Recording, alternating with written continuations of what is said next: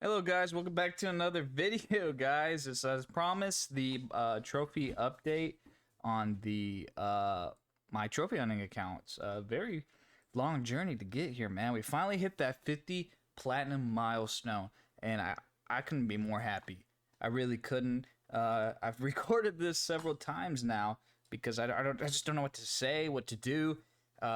It's gonna be a long one. We're gonna be in here for about like two hours, a little something under that. We'll see how it goes, right? Uh, so okay, so let's just start it off, right? I've been trophy hunting on this account for about 3 years. I had three total accounts. My first one was my main account, and I played quite a bit on that account. And I'd still play on it. It's what I test all my games on. If I like a game, even if it's a multiplayer that's kind of grindy, I'm just like, I don't want to do it. I do it on that account, preferably, and newer games too. I try to do them on that, unless I know, right? Like Spider-Man 2.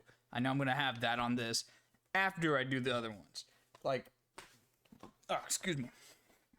So stuff like that. I had a different trophy hunting account, but man, I had to restart. It was getting overwhelming. I had too many games. Some of the games got trophies that just were ridiculous, like Final Fantasy. Was it 15? I think that's the one with Noctis or whatever. They added like this multiplayer thing, and then they took it out and separated, and it was unobtainable unless you do some weird proxying and just stupid crap like that, right? And the final nail in the coffin was I had my PlayStation at home, just traveling, uh, just seeing the fam again, and my sisters were playing Dead by Daylight on that account, and they fucking added a trophy.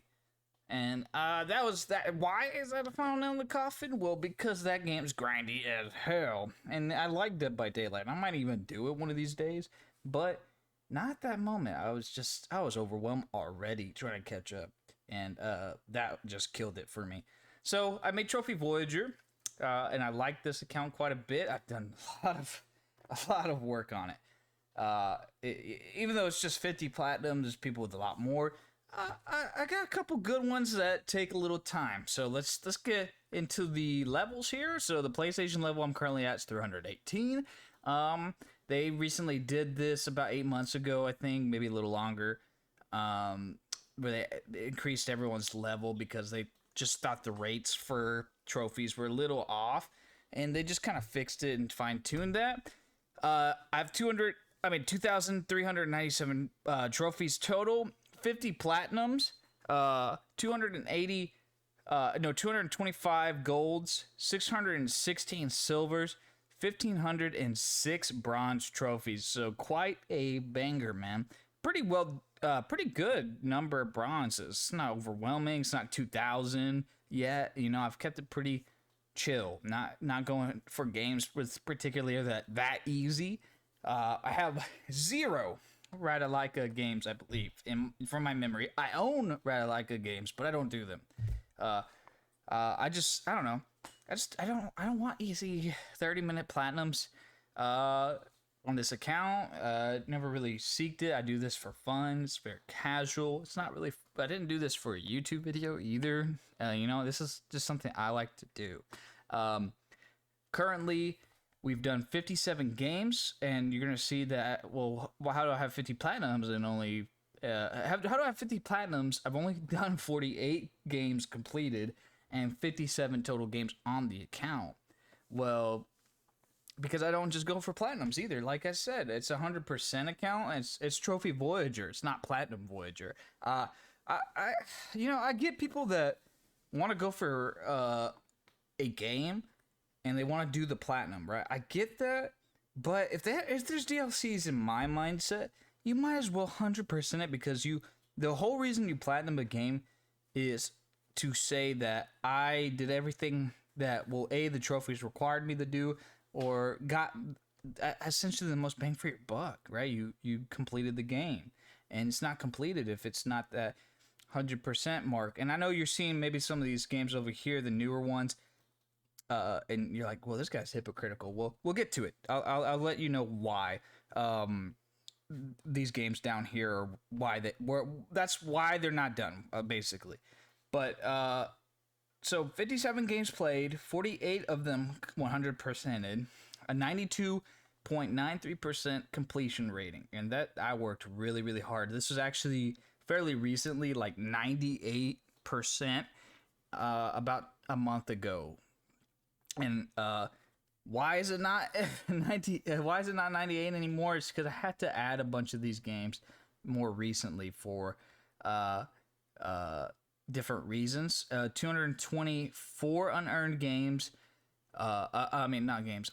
Unearned trophies. I earn about 2 trophies per day. Not too bad. Not too shabby. World rank is currently 243,739,000 in the world. 70,772 is my current country rank. So I've been down. I'm actually down a little bit, but not too bad. Especially that I don't seek out these rankings. That's pretty damn good, right? So my rarest trophies are currently for all 5 of them are squadrons.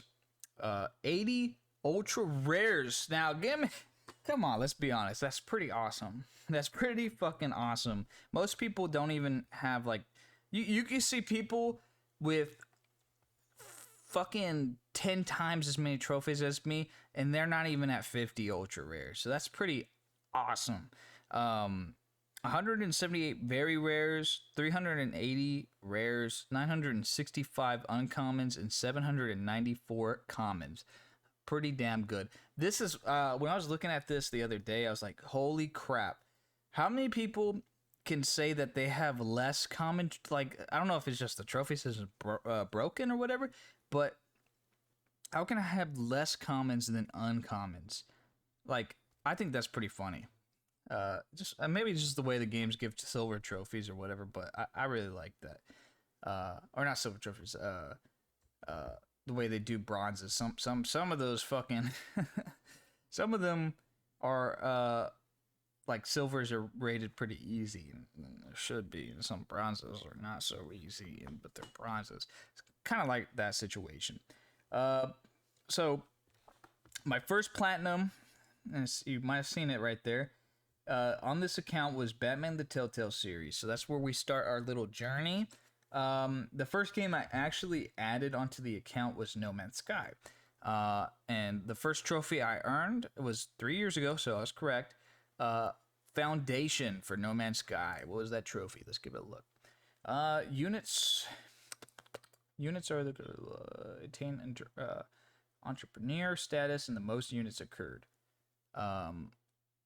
So you need to have 250,000. So this right here from my memory was someone gave me I had bought No Man's Sky on sale when they did a update, and I think I got some random person just gave me this thing was worth a lot of money, and I sold it. And that's why for No Man's Sky this is my first trophy. So that's why. So pretty interesting. But then while working on No Man's Sky, because this is a grindy game, I'll say, right? I got kind of like sidetracked and decided to just do some quick, easy plats. So not Rhyolaikas, but Telltale games. Pretty common. So I know I was saying like, I'm gonna just do easy games, and I started doing Batman the Telltale series. I know how it looks, but the reasoning is I love Batman. That's why I did them. I like Batman, and I never played them. So there's that. I had never played them, and I had been recommended by people to do them. And my thought process is, it's like an appetizer. It's like getting a salad before the main course, and that was my thought process. And I had also bought these on sale and all of that. So and I think I bought them bundled too. I think you can get these games bundled for like $5, maybe even 10. It might be 10 or 5, somewhere around that ballpark. And it's a great game, man. I really wish they were able to continue before they went like bankrupt or whatever and had to rebrand to the new Telltale, whatever they're called now. But yeah, what can I say? They're fast. All you do is play the game. Adventure, like novel selection style games, American style of that kind of thing, and it works. It's Batman. You play as Batman, but You could do fun stuff in them, like convert the Joker to become a vigilante, and that made me laugh. In this one, you do that, and it made me laugh so fucking hard.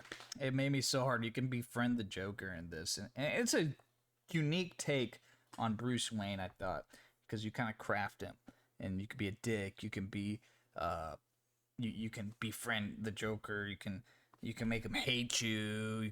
You like more than he does Batman. You know, like cool stuff like that, and it works really well. After I did them, I decided, fuck it, let me grind out this No Man's Sky, and we're gonna click on this because I have to give you the perspective. The platinum isn't really necessarily difficult. It's just grindy, and I think it's gotten easier over time because there's just more things you could do and all that. You have to find a bunch of planets, and this is before the. So I did in 2019. And this is when they had rebranded to their like 2.0 update and launched multiplayer. And the reason why it's on even on this account was I was playing it on that account that previously the one that had Dead by, the one I said that I had gotten Dead by added to it. I was playing this at that moment, and I was like, I have to do it because I was enjoying it. I was enjoying it a lot, to where I decided, fuck it, let's get it done. I can do it. I felt very capable. It's a sci-fi, like, they made it into, so originally it was just a sci-fi exploration game that you scan a bunch of things. It's a universe. It's very, very big. It's not infinite, but it's very, very big. More than most people played, and had a bunch of controversy updates because when they launched the game, it was a shit show, buggy, lifeless, lifeless planets and features that weren't working and crashing and worlds being deleted and saves being deleted and features that were promised before launch because the main director guy, the guy that the head of the marketing, was just saying you could do this, you can make planets, and I mean he didn't say that, but he said a bunch of stuff like space flights. He sold this game like it was going to be a diamond, and it turned out to be a pretty brown one at that. And it was an exclusive at that time, and when I bought it, they had just launched the Xbox One as well, and it's done really, really, really well.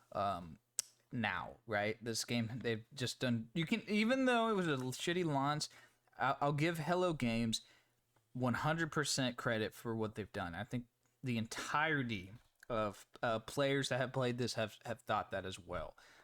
It's actually one of the big games that I was super hyped for on launch because it was the reason to get a PS4, right? They had just been taunting us with it for like E3 straight.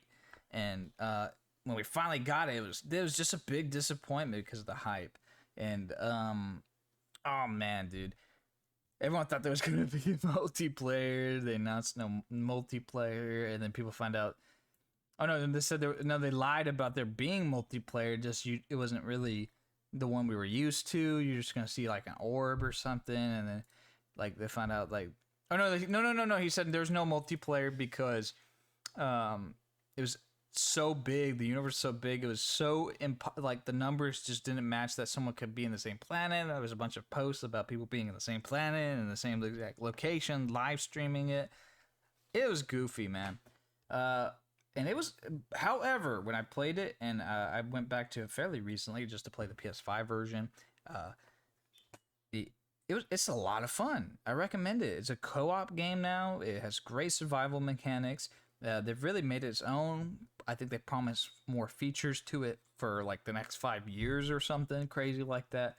I really, really enjoy this game, and I would love to play it. I probably play it more on PC now that I've already done the platinum. I just don't care. I just play it for fun. It's grindy though. You gotta do a bunch of shit. These golds are the grindy parts. You really have to grind, and there's so much like different things that take time. Yeah, like what do you call it? Right here get the adventure stats on foot, and then you're gonna get legends for killing ships. That's pretty much the forever war is right, man. It takes forever to get that. You have to get to the center of the universe and all kinds of such. And overall, I'd say this is not like, it's probably like a 3 out of 10, maybe 2 out of 10 platinum. Probably 2 out of 10, I'd say. If I had to rate it, let's see what the guide says about this game. If I had to guess, 2 out of 10, yes, I would. This is pretty accurate. The only thing it is you just need to enjoy the game, like that kind of exploration, sci-fi. How the fuck did I get back to the? Let me go back. Sorry, back to it. You just kind of like that kind of style of game. If you don't like survival, exploration, space games, you're not gonna like this. So you might not do it, but you might not have the willpower to do it for the grindier stuff on it. Like one of them, I just ended up putting a rubber band on my fucking controller because you have to be on a planet that was like a certain element, and yeah, it was for like 8 hours too. It was nothing short of grindy. Now, I don't recommend anyone just put this on your account. I would play it on an alt count and make sure you enjoy it, because the Pathfinder update for 100%ers. If you only go for platinums, I recommend doing it. If you like what I just mentioned, space, survival, exploration titles, this is perfect for you. It's phenomenal. You can even play it in VR if you have a PSVR. Now, however, if you're a 100%er, I don't recommend it, because the last update that they did, and the only DLC that they did, was the Pathfinder update. And they've had so many updates after this. It's kind of blows my mind that they didn't add more. But they're really hard. I'm glad they didn't add more. You have to play in permadeath mode and get to the center of the galaxy. And shit, that's pretty hard. That's you like, there's a lot. You could just be cheesed out of it, like land on a toxic planet and just die, or like something could just kill you randomly, essentially. You just lose and you have to restart from scratch. Most of the time you spawn on the outer edge of a galaxy, and I think there's multiple galaxy types and all kinds of stuff like that. So to live forever is, well, that's why these two right here, because you have to do it twice. Right, you have to do it twice. That's another thing. You have to do it on normal survival mode, which is, if I'm not mistaken, a harder variant of the normal mode that they have, and then you have to do it on permadeath mode, which is just survival mode with the permadeath features. So, and you have to do it twice. So you have to get to the center of the galaxy twice. So it makes it longer, a little bit more grindy, and bullshittery. Everyone hates permadeath trophies. I don't know why they do it. They continue to add them, but there's so many of them. So as a 100%er, I can't recommend it. As a platinum, if you're a platinum only kind of guy, yeah, go ahead. If you like those kind of games, as I mentioned. The next game I decided to do was Medieval. So this game, man, this game's awesome. I wish it was on the PlayStation Collection for PS5 users, so you guys could just play this for free, because it's a classic PS1 game remastered in the Toys for Bob style. Not made by Toys for Bob, but very similar in that they really did a lot of work in it. It's super good. Holy crap! This game, I recommend people that like that, like, old school feeling kind of game, man. Like this game came out during like the Spyro Crash Bandicoot era. So if you don't like a little, it's like a kids game. It's like a fun little kids game, man.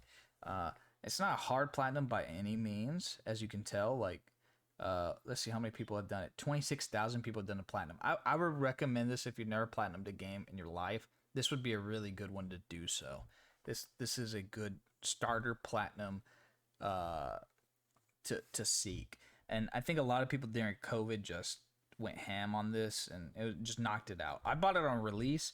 But I wasn't able to get to it because I was busy at that time, so I had to get it like maybe I think a month after I was able to get around to playing it, and I loved it.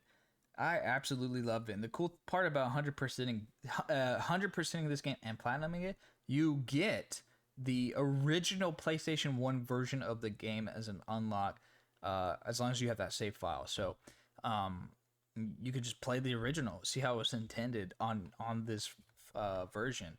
Um, do I recommend it for everyone? Uh, I recommend it. I recommend it for everyone. I do recommend it for everyone, but I don't think everyone's gonna enjoy it. But if you just want a platinum, this is a really easy platinum. It's not hard. It's a fun game too. I recommend getting it. Yep, Medieval's a fun one. You can probably find it pretty cheap now. Trover Saves the Universe was the next title that I decided to do. This is a fun it's a fun like indie title made by the creator of Rick and Morty, so Justin Roiland. Uh, and it was really good. I don't have VR. I don't have PSVR, but you can play this game entirely without VR. That's how I played it. Played it with my controller. That's it, and it works really good even in that form. It's a fun platformer, and it's a comedic platformer, and it works very very well. If you like that dry humor from Rick and Morty, you're gonna fucking love this. And but also if you don't like Rick and Morty or any of the like, I guess he's also done Solar Opposites and all that on Hulu. If you don't like those shows, you're not gonna like this game. I'm sorry, it's gonna probably fall flat for you. So if you don't like that, but you do want to quit platinum, you could also do this as a 100%er. There are DLCs, but they're pretty easy and they're fun. So I recommend it for everyone. Platinumers, people that just 100%ers. The only people I don't recommend this game is for a hater of Rick and Morty and Solar Opposite. If you just think it's bland and not funny, you're not gonna like this. I'm sorry, just skip it. Don't force yourself to play it. But I mean, shit, dude, I enjoyed it a lot. There's a lot of cool mechanics. You play as like I forgot what the name of the alien race is, but you literally sit in a seat because it's intended for VR. So they're supposed to be like a VR race, and they use this other species. They play a game. They have a game controller, and they just fuck. I think you hold a PS4 controller, if I'm not mistaken, and you control this species, and he platforms, and he just roasts you the entire time. It was funny to me, man. It's one of those games I would just like play again just while I'm drunk. Just pull a beer out or whatever, man. It's funny. I enjoyed it. And it's short. It's not too long. The next game I decided to do was Star Wars Jedi Fallen Order. I think I bought this like maybe a month or two after it came out. I'm a huge Star Wars fan. And I know a lot of people are, so this is why this is a very common platinum. At the time of doing this, it wasn't really too many people had not too many people plat this. COVID kind of hit off. I think COVID hit off maybe like three or 2 months after this game had came out, and this was one of the first ones that everyone just went to. They're like, I guess everyone just like backlog. This is the first game, Star Wars game, Dark Souls. I'm in, and that's why there's so many people that platinumed it. So it's a very common one. Why is it a common one? It's two reasons. It's easy, and it's auto plat. So you can auto plat this game on the PS5 as well, and I've done that. So this is actually a 2-for-1 if you do the PS4 version, and it's a great game. If I had to describe it, it's Star Wars Dark Souls, plain and simple. And they did a phenomenal job. Great story.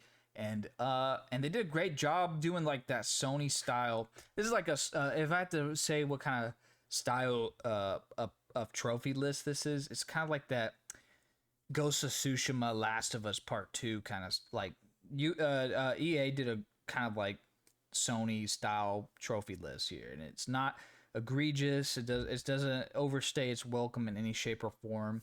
And it's very fun, and you can make. And the good thing about this, even though it's like I said, Dark Souls, and most people are like, "Oh my god, it's gonna be so fucking hard." The good thing is they made, they let you choose the difficulty. I don't think there's any difficulty trophies in this. You could pick the easiest one, or you could make this trophy list as hard or easy as you would like. That's the best part about it, and it's 2 for 1 if you do the PS4 version. So, if you're not a fan of Star Wars but you like Dark Souls, give it a try. If you don't like Dark Souls or Star Wars, avoid this at all costs. Avoid it at all costs. You just don't get it. Sorry. If you don't like Star Wars, you're probably a Trekkie, and we don't want you playing it anyways. That's all I gotta say.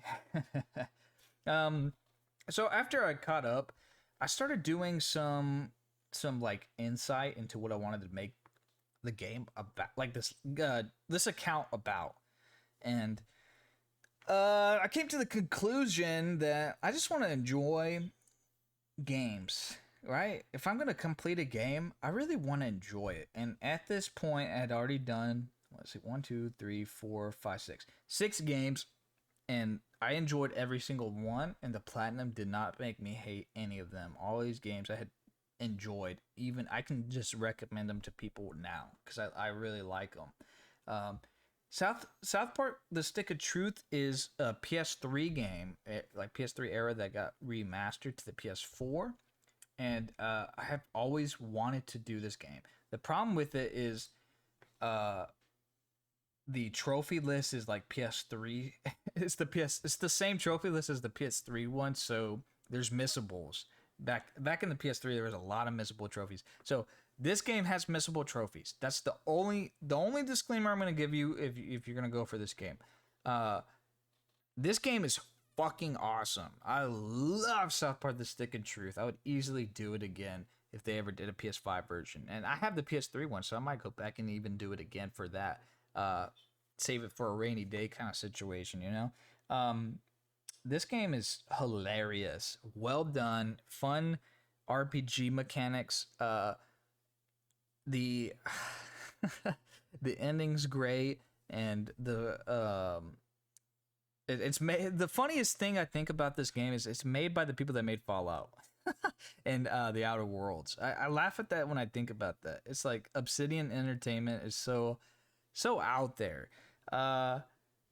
Ubisoft picked a good game to publish in this regards, because this was one of those. This is just a wild ride. It literally feels like an episode of South Park. It literally feels like you're playing a movie of South Park or something, right? And they did such a great job translating the show to a video game style, and the RPG mechanics are really good.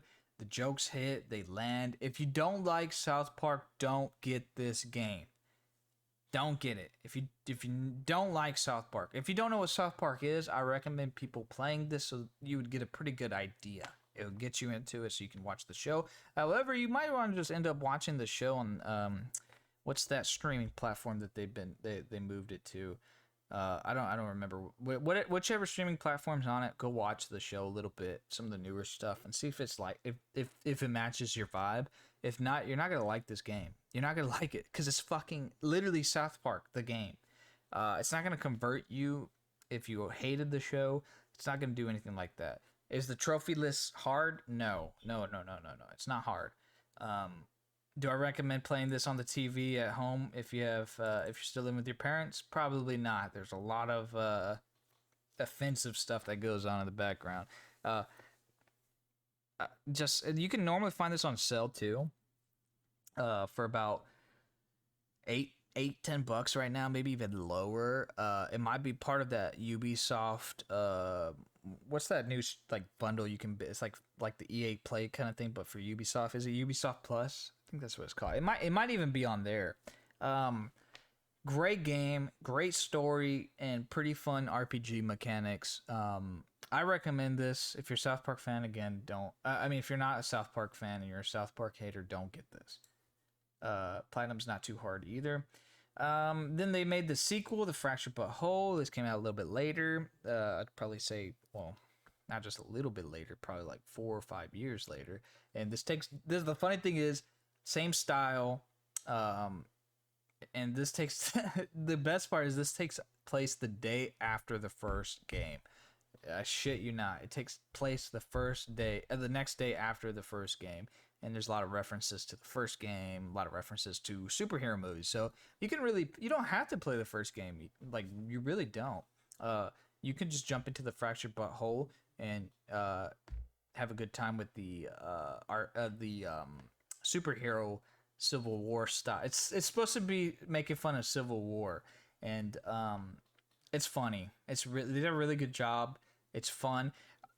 But I do like the Stick of Truth more. I'll say that. The RPG mechanics are not bad or anything, but I like the simplicity of the first ones. So, and I also like I'm kind of burnt out by superheroes in general. There's just, especially at the time I played this, I was already burnt out from all the Marvel shit. So, I was like, nah, it didn't hit as hard, and not even because it's bad. I actually enjoyed it, but the first one, I don't know, maybe it's just nostalgia and me like playing it first, But I really like the first one. The Fractured But Whole is really good though. The best part is they have DLCs and they didn't make any DLC trophies, so don't worry about that. There is DLC on this game.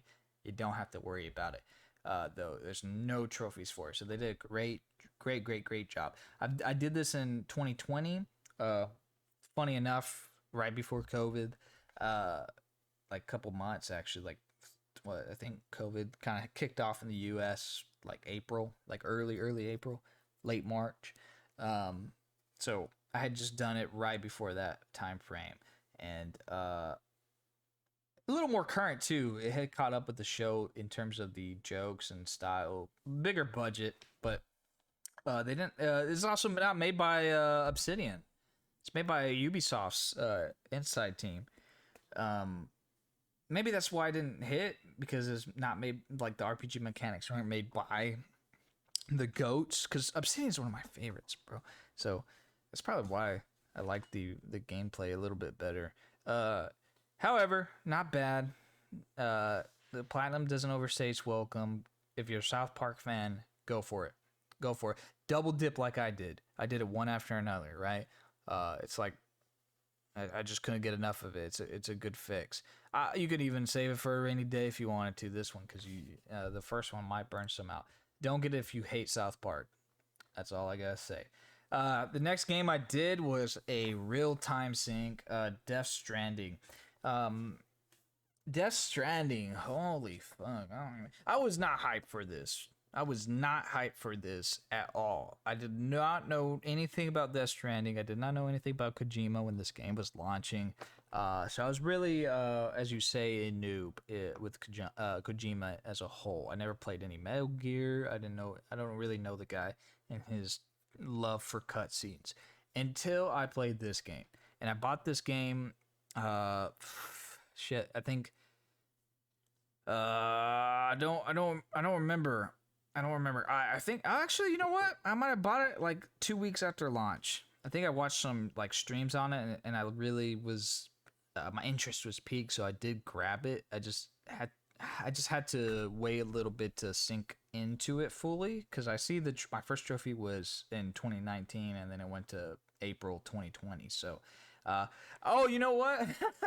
I guess I picked. This is the game I grinded during COVID, early COVID. That's what it is. Great game. I'm glad I did that, because this fucking game is long. There's now a PS5 version, and you can auto pop most of the trophies. There's a couple of new things they add in. So the best version to play is the PS5 version. It's literally called the Director's Cut. It's the definitive version. There's more to it. However, if you do want to kind of double dip, you can. Just be aware that you won't get all the trophies on the PS5 version. Do I recommend this game for everyone? I do, but not to platinum. I don't recommend everyone platinums this game. I recommend you at least experience it. Play it through. I'd play through the entirety of the game, even if you don't like the gameplay. And there's a lot of reasons that I'm saying that. I particularly, everyone knows the gameplay is like a walking sim, but I enjoyed it. I thought it was something different, right? It was different to just the normal kill fucking everything, right? There's a little more depth to it, a little more, I don't know, some spice, a little something fresh. That I don't know, I just fucked with.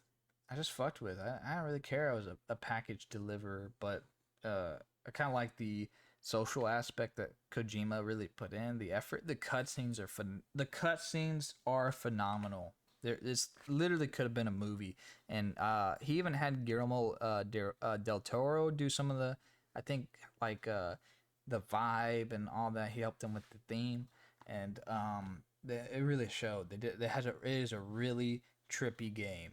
It's very trippy. It's hit or miss for some. So if you play the game, you're gonna either fucking hate it or you're gonna either fucking love it. And I'm on the I fucking love it. And you know what? I'm gonna say this. Because I played Death Stranding and loved it. It prepared me for Last of Us Part 2 to love that. That's what I'll say.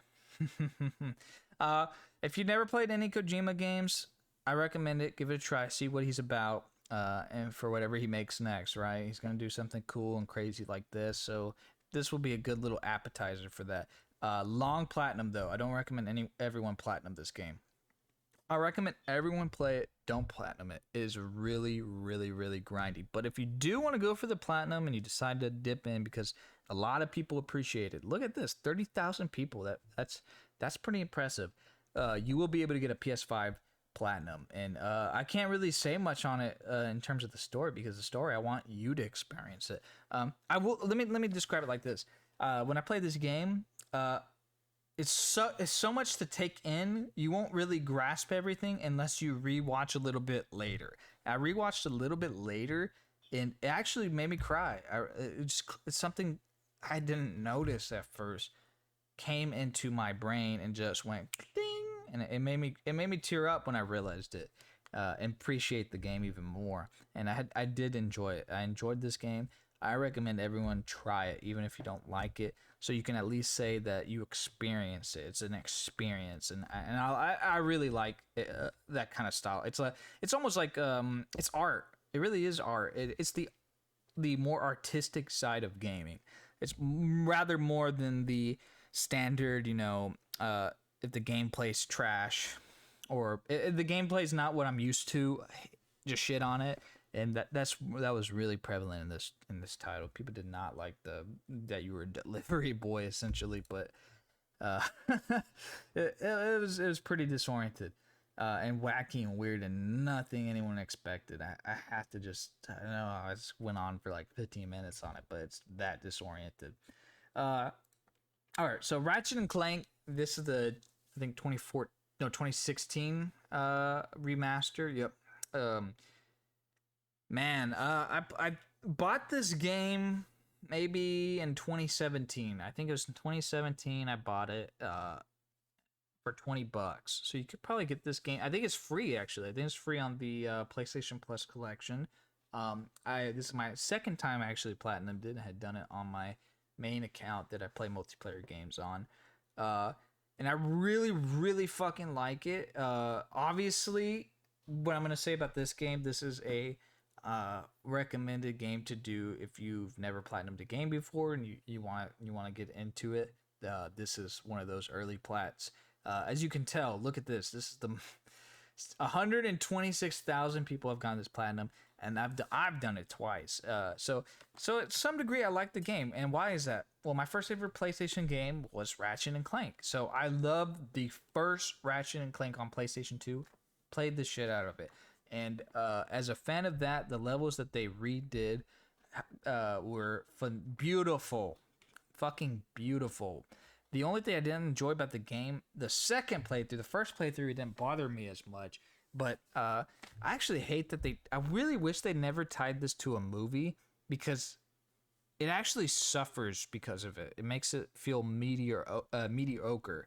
Kind of a shame because the gameplay and the world remaster that they remaster was on the same level as the Toys for Bob love that they did the Crash Bandicoot remakes, but that shit is kind of cringe in a lot of the scenes that they did with the cutscenes. The original game didn't even have any like movie style cutscenes, and they added this to fit this because they tried to do some unique thing where the movie and game were one. They were tied in, and they're trying something fresh. And the movie bombed. So it was a trash movie, and it makes and the movie being trash is the shitty part of this game. But the gameplay is great. I love it. I recommend you go for this as someone that's never played the Ratchet games. It's not bad. It's not a bad one. Just know it's not, and not all the games are cringe like that. They used to be. It used to be cool. It used to be hip, man. It used to be pretty fucking dope. I didn't like the new Ratchet kind of being. He's kind of like a wimp. I kind of like the old like skater vibe Ratchet. That was another thing I didn't really care for. I'm trying to think. This isn't even that hard of a platinum at all. I do have to play it like twice. I think it's not too long. It's not grindy. It's not nothing like that. So this is a recommended plat for everyone, including people that never have platinum the game before or platinum very little. This is a very, very good plat introducer. I recommend people do it. It's not too bad. Next game I decided to do after Ratchet and Clank was Doom 2016. So when I was doing Ratchet and Clank, Doom Eternal had been announced for some time now, and I didn't know about it, and they did some like video trailer for it, and it got me super fucking hype because I don't know what it was, man. The trailer for Doom Eternals were really cool, all the marketing for it, and it was coming out at that time. When I had started this game it was coming out in 2020, right? Was it 2020? Was it 20? No, 2019. It was coming out in 2019. That's what it was. Doing 2016, not doing. I'm sorry, my brain's fried from all this thinking. But yeah, it's supposed to come out in 2019 in October, I believe. So I played this game in 2019. Yep, September. So in September, after doing Ratchet and Clank, I was laying in bed watching that trailer and I could not fucking sleep. I had work the next fucking day and it drove me fucking crazy because I saw the trailer and I was super hyped for Doom Eternal and it was coming out next month. So I made a commitment and I decided I am going to play Doom 2016 because I hadn't finished it. I had already owned this game for a while now, and I decided to buckle down. I was like, dude, I need to finish this. This Doom Eternal looks dope. I need to finish this, and I want to platinum it. And I looked at the trophy list, and I shit my pants because any trophy hunter knows what is your worst nightmare? Multiplayer trophies. And this was my 100% account, and these multiplayer trophies are no fucking joke. Luckily for me, I just said fuck it. And I said fuck it. I don't want the server to close. I'm going to do this game multiplayer immediately. So the big contrast, why did I get the platinum in January in 2020 after starting in 2019 is because the multiplayer is that fucking grindy. It is really, really grindy. Matter of fact, it's so grindy that I don't think I even finished till the next year after I had platinum the game. So I started the multiplayer and had to finish it. And why is it so grindy? You have to be semi good. There's still a player base, right? It's a good multiplayer, I thought. And so there's the community was pretty active when I was playing it, and I was sweating. I was fucking sweating my balls. I had a great fucking time, and my cousin Andrew even joined me and played it after a little bit of seeing me playing it. The little info. I had played the beta of this game years ago. I actually streamed it, and I liked the beta. I just never got around to playing it when it launched in 2016. So it took me a long fucking time to boil down and buy this title, and I regret it. I really, really, really regret it because this is one of my favorite games now of all time. It's so good. If you're gonna go for this game, however, the multiplayer trophies are pretty grindy. the 6.6 so the 6.6 update that they did gave all the DLCs that were previously paid you needed to pay for free to all players. But the problem is they made a like Doomslayer like progression thing, because each DLC added more levels to the multiplayer, but you weren't required from the trophies to do it until this update. You had to get to the max player level, and it's really really grindy. So as a 100%er, be aware, and I don't think the servers are as popular as they once were, because it says dead multiplayer. uh, maybe there could be some other stuff. There might be some unobtainables or whatever. So just be aware of this game. So just do your own research. If you like FPSs, I recommend everyone that likes FPSs play Doom. Doom is the OG FPS, and it is the king of FPS in my mind still. It is fucking awesome. This is a great game. Little trivia, I literally stayed up 22 hours. Let me put it this way.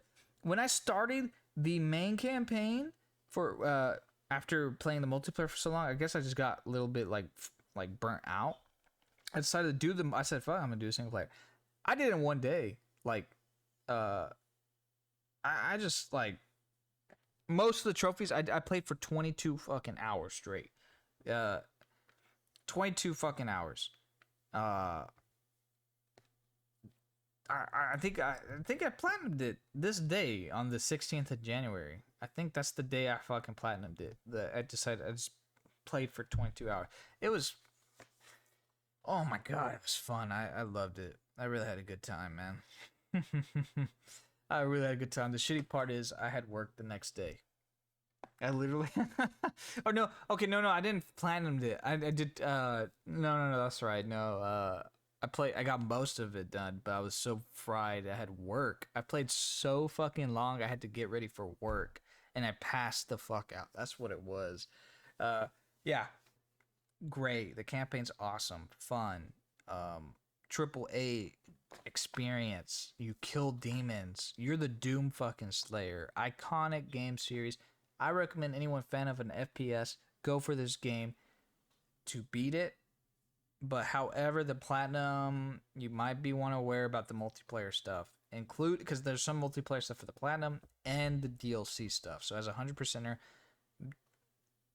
be aware, be cautious, do your own research. There's some boosting sessions, but just make sure you can do everything you would want to do. Yeah, man, it's fucking awesome. I love that game, man. And I'm glad I did it, because it got me prepared for when I did Doom Eternal. Anyways, the next game after Doom that I did was I decided to buckle down and do Last of Us Remastered. I was planning to go back and do my copy on the PS3 until I found out that the servers were closed. So I did the next best thing and did it on the PS4 remaster. I don't want to really talk too much about this, because I mean everyone knows The Last of Us. I can't even begin to like describe to you how much I love this game, because I've played this shit to death. I love this game. The only reason I'm not gonna buy the part 1, even though it just released pretty like last month, is because I'm fried from it. I've played it that much. I played the PS3 version 18 different times, doing the platinum on this like additional 8 fucking times. Yeah, man, I just burnt myself out in a good way, not in a bad way. I'm glad I did. I love this game. Everyone loves this game. You just play it. If you have PlayStation, why haven't you played this if you've never played it? As a platinumer, I will say, if you're watching this, make sure. I mean, Naughty Dog is notorious for closing down servers. They will close this fucking game servers down. Be aware. They've already done it on the PS3 version of the game. And it is tied to the platinum. The Firefly and Hunter Journey are pretty grindy trophies, and they're the only 2 multiplayer trophies you have to do for the platinum. But get them knocked out now. If you've been sitting on this game, look how many people are boosting right now. Look how many people are boosting the game. Get it fucking done. Naughty Dog will close the game. They will close the servers at some point. They don't care who's playing it. As the community was active even on the PS3 version, as far as I knew. Yeah, especially now that Part 1's launched. And I bet you they announced that they close this game when the new game for the multiplayer standalone comes out. They'll probably close this. They probably will. Get it knocked down. There's even DLC trophies tied to multiplayer. Get all the multiplayer stuff done. Get it done. Just do it. Even if you don't know if you want to do the platinum, do it now. Get it out of the way. My recommendation to you. But if you're watching this in the future, they might already be closed, so just be aware. DLCs are pretty good. Also, if you're 100%er, again, just be aware that there's a lot of DLC stuff. But I don't want to talk too much more about that. I could go on forever on Last of Us Remaster, TBH. But everyone's done it and everyone's played it. What can I say? The next game also is the same thing. I guess I just got on a exclusive PlayStation exclusive binge, as they say. God of War, man. You can play this on PC now. So if you have a PC and you're watching this, play this. Play it. This game. This game's fucking amazing. This game's as good as The Last of Us. They're both in my top 10, top 5. I'd say this is phenomenal. Ragnarok's coming around the corner at this time as this video's going out. So pretty hyped about that. I did this let's see, I platinumed in 2020, so around that COVID time frame. I think right before part 2 of Last of Us came out. Matter of fact, great game. Great game. No DLC trophies, your standard Sony single player platinum list. The only thing I will say, there aren't missable trophies, but you're gonna want to probably get a guide for the Odin's Ravens. They're a little tricky, a little annoying to know where they all are. There's no missable trophies on this. Very good, very simple, and the story's phenomenal. That's all I gotta say about God of War, man. If you haven't played this and you're not part of this 210,000 people platinum, you're pretty dumb. You're pretty dumb. I'm sorry. I think this game always goes on sale. It's in the greatest hits. It's iconic. It's on the collection, I believe, if I'm not mistaken. Yeah, you just can get your hands on this very, very easy as a PlayStation owner. So do it. Just do it. Just fucking do it, man. All right, so the next game I decided to do after God of War, Destroy All Humans. I bought this game. I think I bought it on release day. I think I got it on release day, and I did it around that same time frame. I think it only took me it took me only 4 days. If you never played the PS2 era games when they first came out, you probably won't like it. It's kind of like that. Imagine GTA, but you're an alien and you're just killing humans. That's what this game is. It's a kid's Grand Theft Auto. This is the best way to describe it. Destroy All Humans is the kid version of a GTA, and it's fucking really fun. It's really good. Same style. They decided to remaster it, like that. Gave it the Crash Bandicoot, Toys for Bob's treatment, and they did really good. Looks really good. Looks awesome. Do I recommend this for everyone? I recommend it for platinum beginners. Platinum beginners for sure. I do if you want an easy platinum, this is definitely one of those. An easy one that's not just necessarily given to you. This is one of them. No DLC stuff. And if you're like, well, I don't want to just do a single player thing, but I'm interested in the game.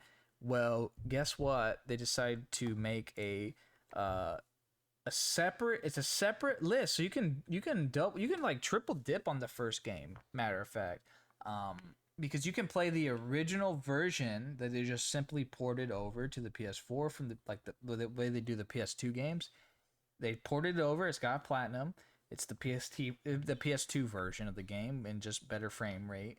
And it's the same game. It's the same things, almost identical trophy list. So you can triple do. At some point, I'm going to do this one. I do plan on doing that in the future, and then I want to do this one that I'm recommending if you want to do it with friends. If you have someone that is interested in it too, this might be a really fun couch co-op or even just online co-op game. Uh, Only 73 people have platinumed it. Okay, I didn't know that. Um, well, this is literally the same game, but it's co-op. I guess it wasn't that popular. Wow. Yeah, it's just the first game. The first remaster. You could just play it in co-op, and I think it's even 4-player co-op. If I'm not mistaken, there's quite a bit of people that. Yeah. I don't know. It's like right here. It says short but sweet. Yep. I recommend doing this if you have a friend. Pick it up. Give it some love. I'm thinking about grabbing this too.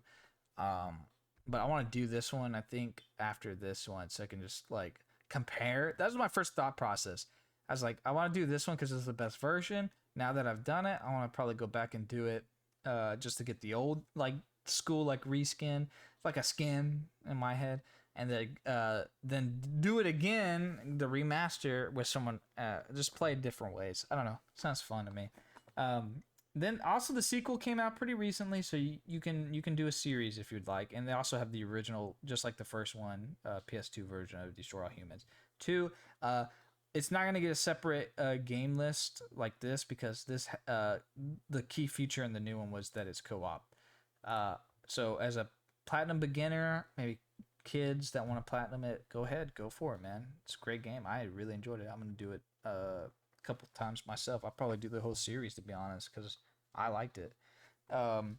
It's one of those games that I never got to play as a kid when it came out. I always wanted it. I always wanted it as a kid. Never, my mom never would buy it for me. So it's great that I'm older. I'm able to do that. Next game I did, you could get this game done in an hour. You can save scum it. So it's a little more difficult if you don't save scum it. Galaga, classic, iconic game from again. It says arcade. It's an arcade game. It's classic. Everyone knows Galaga, bro. What made me want to do this game is, well, you can get this game on sale for 99 cents.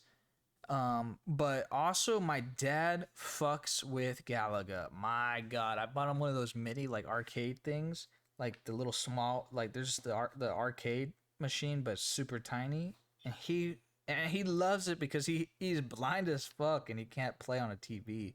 So he just, that's the only thing he can see, and he loves it.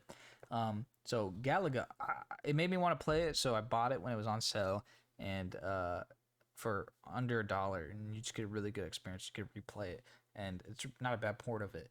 And it has a platinum, and it's really easy. It's not hard at all. You do it in under 3 hours if you're terrible at these kind of games. But I think I did it in an hour. It didn't take me too long. So after I did that little appetizer, the in between the next grind, I guess Destroy All Humans really got me into that GTA style. I think this right here made me want it, and thankfully for me, they had just remastered Mafia. So you're probably at this point thinking, "Damn, this guy plays a lot of remasters and reboots." You are correct, because unfortunately they were coming out like hotcakes, and during COVID, I don't know why. Everyone was just remastering old games, but the good thing about it though is they're really not bad, right? It's not bad. I never, and there for a lot of games I never played. I never got to play the Destroy All Humans. I never got to play Mafia. As a matter of fact, I don't think Mafia 1 ever launched on PS3. I don't think it did. I might be wrong on that, so you don't quote me on it, but I don't think this ever came to PS3. And even so, this is the best way to play it. It looks really nice. Really nice. Different game almost. Damn near close to a reboot. If it isn't. Yeah.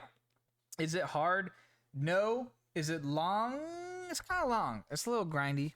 Not grindy, but like a little time you gotta put into it. I recommend anyone that likes Grand Theft Auto play this game. And if you want to play during like the mobster era, if you're craving that gangsta Al Capone style kind of era, this I recommend, and they did a really good job. I really liked this game. Um, I had a really good time. I really want to replay this one and do the second one because Mafia 2 for a lot of people is really good. I also have Mafia 3, but I heard that's a little grindy. So we'll see what I do for the series as a whole. Let me see. I don't think it.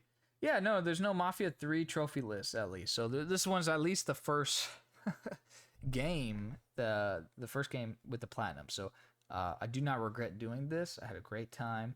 Did not overstay its welcome. Very fun game. Looks very good. So the next game I do plan on doing the series. I plan on doing Mafia 2. I think I'm gonna do the PS4 version. I don't think I'll ever do the. I think there's online on Mafia 2. Let me see. Let's give her a little Mafia 2. There's DLCs. Time limited. Blah blah. No, you know what? I might go back and do the PS3 version then.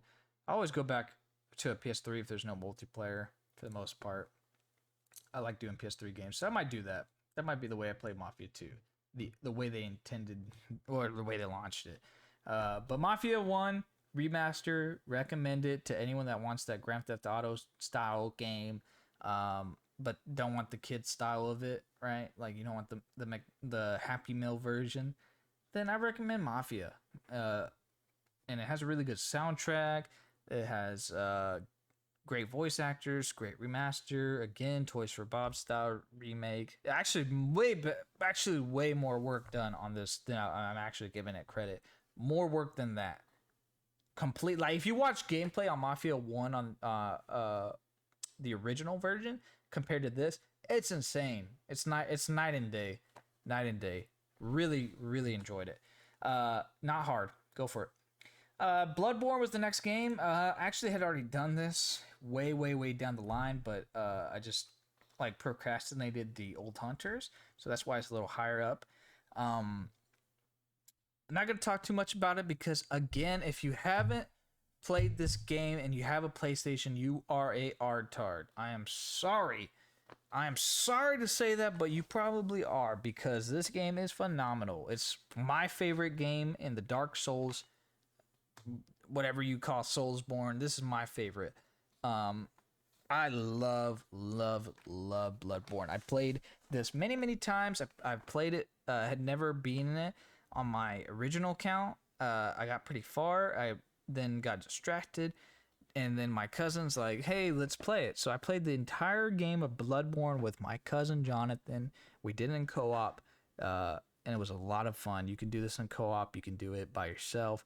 They have cool chalice dungeons. That's the hardest thing about it. Is it difficult? Yes, but is it a rewarding platinum? Yes. I don't recommend it for beginners because it is a difficult game, but I do recommend you put it on your platinum wish list.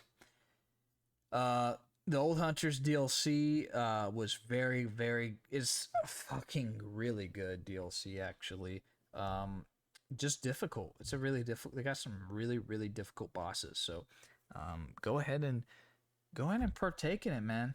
Go ahead, jump in, play it. At least play it. You don't even have to platinum it. Just play it. This game's fucking rewarding. That's what I say. The platinum is very rewarding. It is a very difficult game. Not hard platinum, but a hard game, which will increase the time for any individual that might not be so good on the Souls game. So it's Dark Souls Gothic, fun roller coaster. There you go. That's what I say. Give it a try. Don't want to talk too much about it because you probably already know about it, right? Last of Us Part 2. Okay, so now we're at Last of Us Part 2. One of 2020's biggest releases, and one of 2020's, as people would say, shit show for many, and then masterpiece for others. For me, I am sitting at so it's like, am I the left or am I the right? I think I'm on the right. I really fucking love this game. I really enjoyed it, and that's from someone that played the first one a lot. So you would have thought like I didn't get spoiled at all. I was blessed. A lot of people got spoiled about XYZ. I'm not gonna say just in case you never played it. But you should definitely play this game after playing the first game. Is it gonna, will it possibly make you mad? Yes. Are there parts you might not like? Yes. Do I think are there parts that I don't like? Actually, I came to a weird conclusion when I was playing this that I didn't really hate anything. I didn't like any. I didn't really hate anything that they had done. It kind of made sense in the mythos, and like it felt like it felt like there wasn't just Mary Jane's in the sense of that everyone was thinking. Yes, it's a revenge story. Yes, people were mad about that because they said it was generic, but to me I thought it was really well written, really well done. The gameplay is, the graphics are fucking awesome.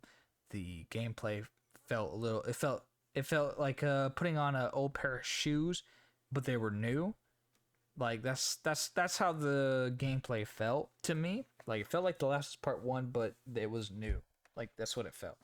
Um, God, really cinematic masterpiece, masterclass on a different level to so many games. Um, God of War versus this, because the original Last of Us can't really compare as well to the what do you call it, God of War 2018. Um, I don't know. I couldn't tell you. I think I like Last of Us Part 2 better, just because I like that apocalyptic setting. No, I don't know. I like the Norse myth setting a little bit too, but this game's really good. The platinum is very easy, so beginner plat after you've probably. I recommend playing the first game, but I also recommend playing this one after and then platinuming this one. This one's really easy, a lot of accessibility. Most people could do it. It's pretty simple. But however, if you're 100%er, be aware that they added a grounded mode, DLC, free LC, as they say.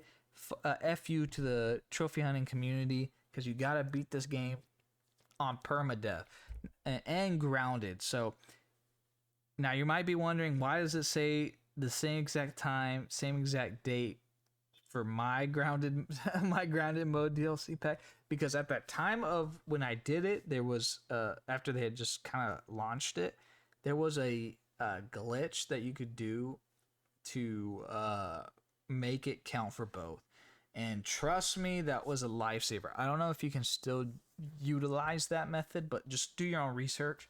It will save you, because this game's fucking long in a good way. It's long in a good way. It's like it's like a 20, 25, 30 hour, like, just story driven game. And man, I was in it for the whole ride. I loved it. And I played the second time playing it was really, it's so good, man. I liked it. I love it. I love this game. I can't really talk too much. I can't give you deets. I can't give you the deets on the story because I don't want to spoil it. You have to experience for yourself, decide for yourself if you liked it or not. It's that kind of game. God of War, I can tell you, you're gonna love it. You're just playing Kratos. You're with your son. I can give you those deets. The Last of Us Part 2, I do not want to spoil it as much as it's already been spoiled for many others. You probably already know, to be honest. After Last of Us Part 2, and having a great time with that, is actually, I had already done Last of Us Part 2 a little bit lower down the list. But after doing the free LC stuff, I got caught up and decided to do Star Wars Squadrons. I played it on release. And if you're a Star Wars fan and you like flight sims, hell fucking yeah, man. This is a great fucking game. VR support, everything. I love this fucking game. Me and my cousin Andrew, we loved getting the being TIE fighters and X-Wings on Battlefront. The Battlefront remake and then Battlefront 2 remake. That was our favorite part. So this was just screaming for us, and I had a great fucking time. However, I do not recommend people platinum this. I do not recommend it because you need skill. You really do. There's a reason why it's ultra rare platinum. There's a reason why There's only 539 people because you actually have to be pretty decent. There's a difficulty trophy that make the is very difficult. It's like let me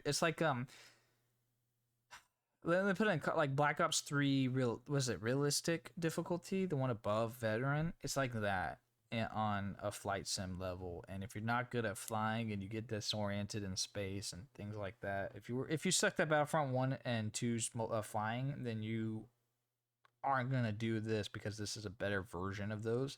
And there's a lot of sweaty people that play this. And I don't know if the community is even that active anymore, but when I played it, it was very fresh. It just came out, and I grinded it, I sweated, and I really enjoyed it. I haven't played it in a long time. I might jump in one of these days and play it, but I mean, I kind of did everything. And they even updated it and added they added two fighter. They made two things canon. They made two what was it? The B wing and the they made this TIE fighter that was not canon. Was it TIE not TIE Interceptors, the TIE. I don't remember the one that's an X or not an X. Fuck, it's like a triangle, weird shaped one that was I don't remember the name of it, but they made two of them canon finally. They were added. They were really good. I don't know what else worth they've done. This is cross-play, so if you have someone on PC that would want to play, you could play with them. I loved it. It was free on PlayStation Plus for a little bit, but I do not recommend everyone do this. This is not beginner-friendly. This is a multiplayer, heavy-oriented, very sweaty trophy list. And if you're not good at this, do not. If you don't like Star Wars, you're gonna fucking hate it too, so don't do it. The next game after this, I added my first 100% game. Like I told you, when I came into this account, I did not have the mindset of just going for platinums. I did want to do games with just trophies, no plats. So I did Overcooked. I had been home for a little bit. I actually did Overcooked after, like, immediately after Discord, just because I was playing in my parents' living room because I was just visiting again, and I platinumed it on my living room. And my sisters wanted to play that night Overcooked because they wanted to play something. They wanted to play a game that was co-op, and I had Overcooked for a while, and I was like, let's do Overcooked, and it was so much fun. I loved this game, and many people do. If you have this game, or you've thought about getting this game, is a perfect. People are over. Let's play this. It is so much fun. I had a great time. I played it with my mom and sisters. Really good memories. God, man, we were laughing and we were just being stupid. And it was just so much fun. Even though there's not platinum, I had to do it. I had to. And yeah, man. And if you have friends, this is a game for you. If you don't do it. Astro's Playroom was the first PS5 game that I added. I actually had the PlayStation 5. I had the PlayStation 5 by the time Squadrons had just launched. I think I was playing the PS5 I was playing this PS4 version on my PS5. So these games I had already been playing on my PS5. So I decided to add Astro's Playroom as my first one because it's the game that comes on the PlayStation 5, and it is free and it's really fucking good. It's a great platformer, easy platinum. I recommend everyone do this. If you have a PS5, you have to do it. And it's a great beginner platinum. Nothing offensive. All I'm gonna say is, if you have a PS5, go fucking do it. Go do it. It's easy and fun. Easy and fun. The next game I decided to do was Middle-earth: Shadow of Mordor. They were shutting off the online servers for this game. This is the Game of the Year version. There's actually a version. If I'm not mistaken, there's three versions of this game. Yeah, the PS3, the standard one, which I might want to go back and do one of these days. And then they have the PS3 version. So the Game of the Year version, I hate when they do this, when they have a separate listing for the Game of the Year versions. Really fucking weird. I don't know why they do that. But this game is, what can I say? It's like an Assassin's Creed if it was Lord of the Rings. That's this game. or maybe not. It's okay. Actually, imagine Batman Arkham Asylum meets an Assassin's Creed game, and they put it in Lord of the Rings. Like it's a Lord of the Rings theme. That's this game. They have a great new. Such a great mechanic that they even copyrighted it, called the Nemesis system. Fucking awesome mechanic, works very very well, and man, it's so much fun killing all the orcs and fucking with them and manipulating them. That's really, it's like a, I don't know. It's just funny. You just convert them to your like religion or whatever. It's really good, really great story. If you love Lord of the Rings, you have to play this. Um, they did shut the online off, so everyone thought. Well, at first, so I will say this: if you buy the physical edition, make sure you update the game because you won't be able to. I mean, I guess you won't. You wouldn't be able to anyways, but never mind. Just disregard. But uh, they did shut down the multiplayer, and it is still possible to get the trophies that were tied to that multiplayer aspect. You can still get them. I did this after the server shut down, as you can see. The server shut down on the 1st of January. I did it almost a month later, and it was really good. So you can 100% this game still, I believe.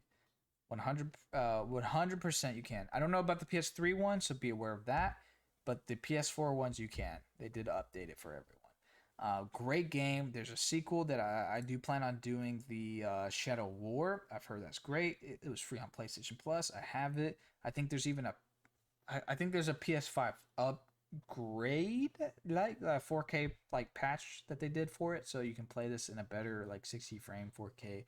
I'm so glad I waited because I was gonna do this right after this one, but I decided to fucking wait. I'm so glad I did. So yeah, great game, great game, great game. Recommend it. You can get on sale quite frequently. So the next 100%er I decided to do was Fez. I had already done this on my main account again, like I told y'all. For some previous games, this is one of them. I fucking love Fez. One of the early games that I 100%ed on my primary, and I had to go back and do it. It had been so long, so I decided to do it, and just backlog, just replat backlogs, because I'm trying to do most of the stuff that I had already done on those previous accounts. I'm bringing them slowly. This was part of that package, that the new deal, as I said to myself. And what can I say, man? It's a platformer, very smart. It messes with space in terms of that perspective. So it's a very platformer like based on perspective. The next game after Fez I decided to do was Resident Evil Zero. So I'd already had the first Resident Evil on this account. I later did that. You'll see it up here coming up shortly. So Resident Evil Zero is normally bundled up with it, but I only had the first one because it was on PlayStation Plus. Then while doing the first one, I was like, I kind of want to do all of the games in the Resident Evil series as a whole. So all 28 of them, all versions, all of them. I decided to go for them. So that's what Resident Evil Zero is part of. That was the start of that decision I had made to myself. You can still play this even on the PS3. It doesn't matter. It's one of those dual platforms. Awesome game. I really liked it. If you like tank controls, that classic Resident Evil feeling, this is the game for you. If you've never played it, I recommend trying this because this is like video game history. This game came out on the GameCube, I believe. It was supposed to release on the N64, but they took so long and delayed it that it was in game development hell, so they released it on the GameCube with the Resident Evil remake that they did for the first game on the GameCube. So there's a little trivia there. This is the early stages of them playing with the idea of co-op. I really think this game, they were trying to do a co-op feature on it, but they just didn't have enough time for development. So they ended up doing this unique thing where you can switch characters. You play as Rebecca mostly, but you can switch between her and this guy named Billy. I had a great time. I really, really did enjoy my ride. However, warning, warning, warning, warning to those that want to do it and like Resident Evil. Um, the leech, the leech fucking hunter shit. Just try to get the leech. I think you only get leech hunter after you beat the game once. Leech, just watch a video. Make sure you're prepared to do what you're supposed to, what you need to do for this. It is grindy. The leech hunter is annoying. You have to like there's one like look, you have to play the entire leech hunter. You probably don't know what the hell I'm talking about, but you gotta do in like a entire run of this thing. It's like almost like a roguelike. It's like a roguelike mode. It's crazy. It's like one of the earliest roguelike kind of things. It's like a roguelike mode is the best way to describe it. And you have to get these charms and to in order to beat it. And they're really long runs. They're like 2 hour runs if I'm maybe shorter than I'm remembering. But you have to do all kinds of stupid stuff like beat it with an A, uh finish with I'm finished with the A, do it with one color, get all something else. There's something else like do as Billy or whatever, kill all the enemies or whatever, doing all this and the strats is really difficult. It's actually a really difficult mode too. So don't let it fool you. It could deceive you. However, I enjoyed it. I liked Resident Evil Zero.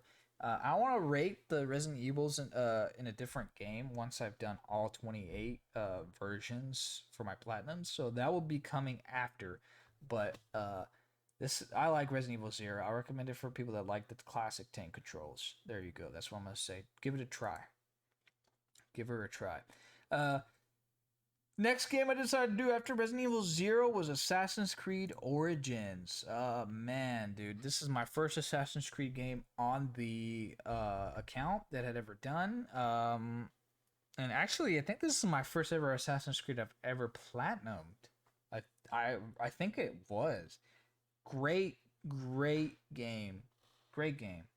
I loved Origins. My mom played the shit out of this game, bro. I'm telling you, she was just fucking in the. She just liked the Egyptian setting so much, and I really enjoyed it too. It made I saw she got me into it. She's the reason I platinumed this game. My mom, she's the reason. And that's a memory I will have forever, because it was just so much fun. I remember her bragging to me that she was higher level, and all. It's just funny. It made me giggle. Bayek's awesome. Egypt, Ubisoft did a great job at making the environment. So if you're really craving an Egyptian game, this is it, bro. This is probably the top two, top three, top five. It's in that range. Some of the best Egyptian game ever made, and one of the best Assassin's Creed. A lot of people put this as an S tier. You know, S tier, A tier. And I definitely say it.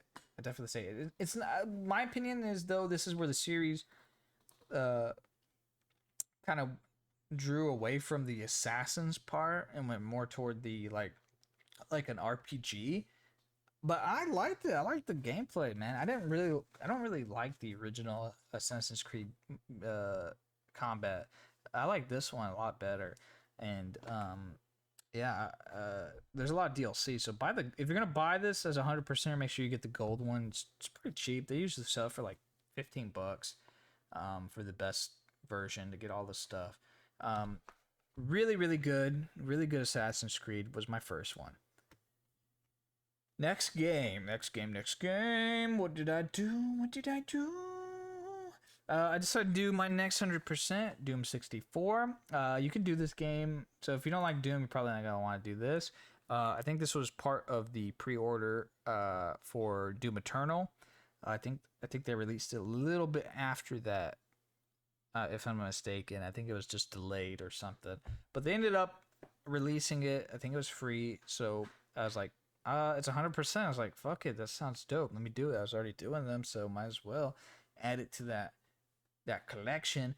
You can do this in an hour, people. These trophies are very, very easy. You can do them in an hour. There's a developer thing you could do. Just teleport really fast, really simple. I did it in an hour. All right, next game, Subnautica. This was I played this game on my PC in 2018 for the first time, and I never finished it. So when it was released on PlayStation Plus on PS4, I was like, I want this platinum. I want this game. This game is a fucking great survival exploration game. And it will cause fear, it will cause tension, it will cause wonder. It's sci-fi. It's so many elements. It's perfection in my eyes. I love it. I love this game. I love it. It's actually a very, very easy platinum. You could do this in an hour too. You could do this one in an hour. I shit you not. You really can if you already knew the game. Like not the new game. You can do this in an hour from it. Let's see the guy. Yep. No, I'm just kidding. It says 40 hours, but there's a developer cheese or whatever. I don't remember. Let's see. Let's go. Oh shit. No, I want to go back. It's dev console. That's right. Do your own research if you can still do it, but you should be able to. I did the PS5 version of this in an hour. I swear to God. But anyways, the PS4 version, even though I knew that the dev console cheese was there prior, I decided to do this game 100% legit and explore it. I did it with Andrew, actually. We were on party and we were just talking. I don't know, it was just really cool. We'd talk about like what we were at, just like watch each other, like play it and just see. We just kind of explored it. It was just really fucking cool doing it, man. It's so immersive, scary, deep, that feeling of what's below me. It encapsulates that perfectly. Great little thing. There's nothing. I don't want to give too much away because it's like one of those things you have to play it you just have to. I don't want to say anything about it. Just know that it is a survival. Imagine if Minecraft's ocean update was like the only thing you could do, and like you have all this like cool sci-fi tech that you can play with in the ocean, and oh man, it's great. I need to go and do the sequel eventually, but there's 2 platinums, 2 for the first one. There's a PS5 version as well. I did mine in under an hour. We're gonna see that soon. Go ahead and pick up Subnautica, man. Go ahead and do it. It's fucking awesome. I love that. It's in my top 20, top 10 for survival games. This is my top 5 out of all my favorite survival games. That'll be another video I'll do. What are my favorite survival games? My top 5. I'll do that too. All right, the next game after Subnautica, I did Ghost of Tsushima, and you might be wondering, what the fuck? What do you mean you did Ghost of Tsushima after Subnautica? Why'd you wait so long? I didn't. I did not wait so long. I actually bought Ghost of Tsushima on launch, and I played and platinumed the game and all that. I loved Ghost of Tsushima. I loved it. It's so awesome. However, they added so many things to the DLC side of it that's why it's a little higher up. So what can I say? I mean, you probably know about it. If you have PlayStation, you're probably you're at this point, you're Patrick. If you're living under a rock and you don't know any of the PlayStation exclusives that I've mentioned, the main trophy list is not offensive. It's imagine Assassin's Creed in Japan. And it's like 2 times better than anything Ubisoft could ever do, even though they just announced a Japanese Assassin's Creed. This was excellent samurai ninja style game. Phenomenal. I loved it. Jin Sakai's not even like, he's like that class. He's like the perfect Japanese like character, and it's so good that he comes off bland to you, but he's just like, he just is it's perfect. Really good acting. Great main character. Great tension. Great movie. Japanese cinematic. Just, it's fucking a beautiful game. You have to do it. You have to beat it. If you're a 100%er though, just be aware that they have a multiplayer. So keep that in mind if in terms of server shutdowns and accessibility. But the Legends mode came out I think a year later after the main game, right? If no, not a year later. No, yeah, a year later. A year later, it did come out a year later. Yeah, about a year later. They decided to add a multiplayer mode, and it's actually fucking fire. It's a imagine a Samurai Destiny. That's what Legends mode to me was, and a really good like gray Halloween vibes, gray Halloween, uh, multiplayer to play during that time frame. Oni, like that Oni aspect of Japanese culture, and very awesome. Great game. Great game in general. Great multiplayer.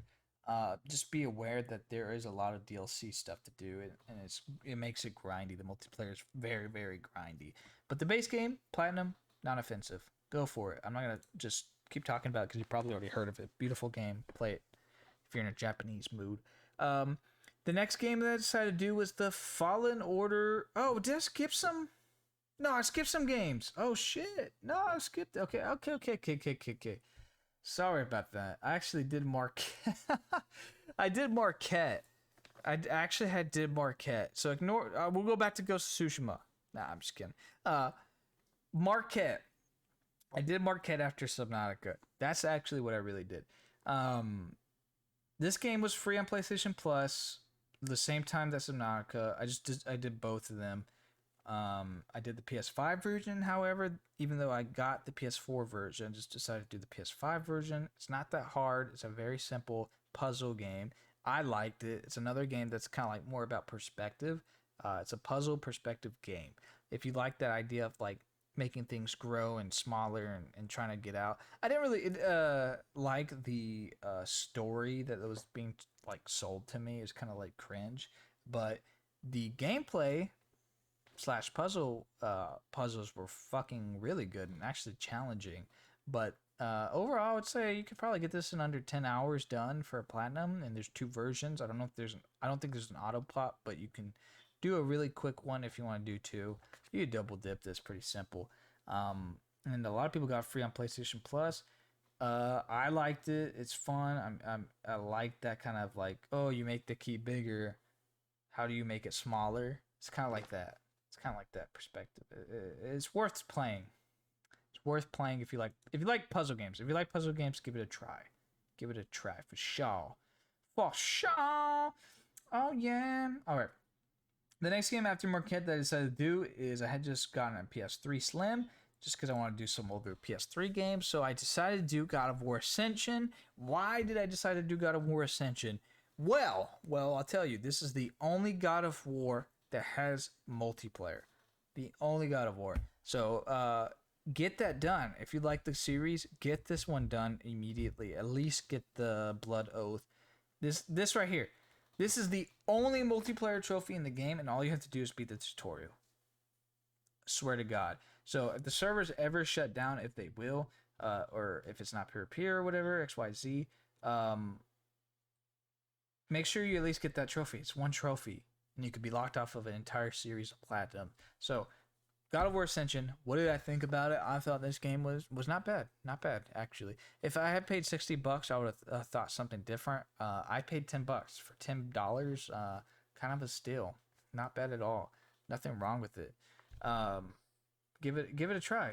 Right? If you like the God of War series, make sure you get this multiplayer trophy done. It's not too hard, not too long. It's like maybe like a 10 hour 12 hour platinum. Uh Classic God of War combat. That's what I say. I like the classic God of War combat. So the combat feels pretty good. Story was pretty short God of War. It's like 6 hours for if you're just playing it. So give it a try. You can. I recommend if you don't even want to just like complete it the platinum, just do the multiplayer and just beat the game, and then come back to it. That's my recommendation for God of War Ascension. I enjoyed it though. I really like it. I liked it because of how short it was, uh, and I also liked it because going from the God of War reboot to this, you get that classic God of War combat, and I do plan on doing the next OG God of Wars at some point. So after I'd done that, I decided to do Republic Commando because it got announced and released day of for the PS4 port of the game. And man, another Star Wars game. I love Star Wars, so I had to do it. So I bought it immediately as soon as I found out, and I just went ham. It is a really fun game. It's a pretty difficult game actually. It's that class like a little harder because it's old school. Um, Fun as hell. Really cool. Like blast from the past, if I had to say. Not a hard platinum, but a hard game. It's a little hard. Some of the I get, or maybe it's just because I played on hard. I don't know if there's a difficulty one. There might be a difficulty trophy. I don't think there was. Really cool mechanics with your squad where you can control them and do different things ahead of its fucking time, honestly, with those mechanics. They need to reboot this. They need to do a remaster, like a reboot, like what they're doing with Dead Space or the Old Republic.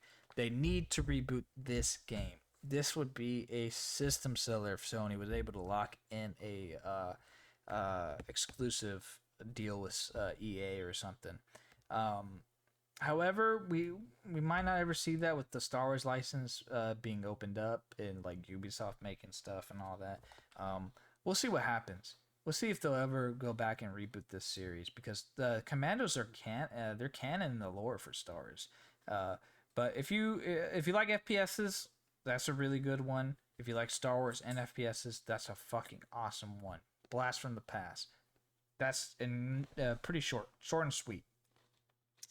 All right, so I decided to auto pop. This is my first auto pop, and I think this was my 25th platinum. Was No Man's Sky. I think it was my 25th. Let me see. Let me see. No, but this is my fastest platinum because it was an auto pop. I got it done in 1 second.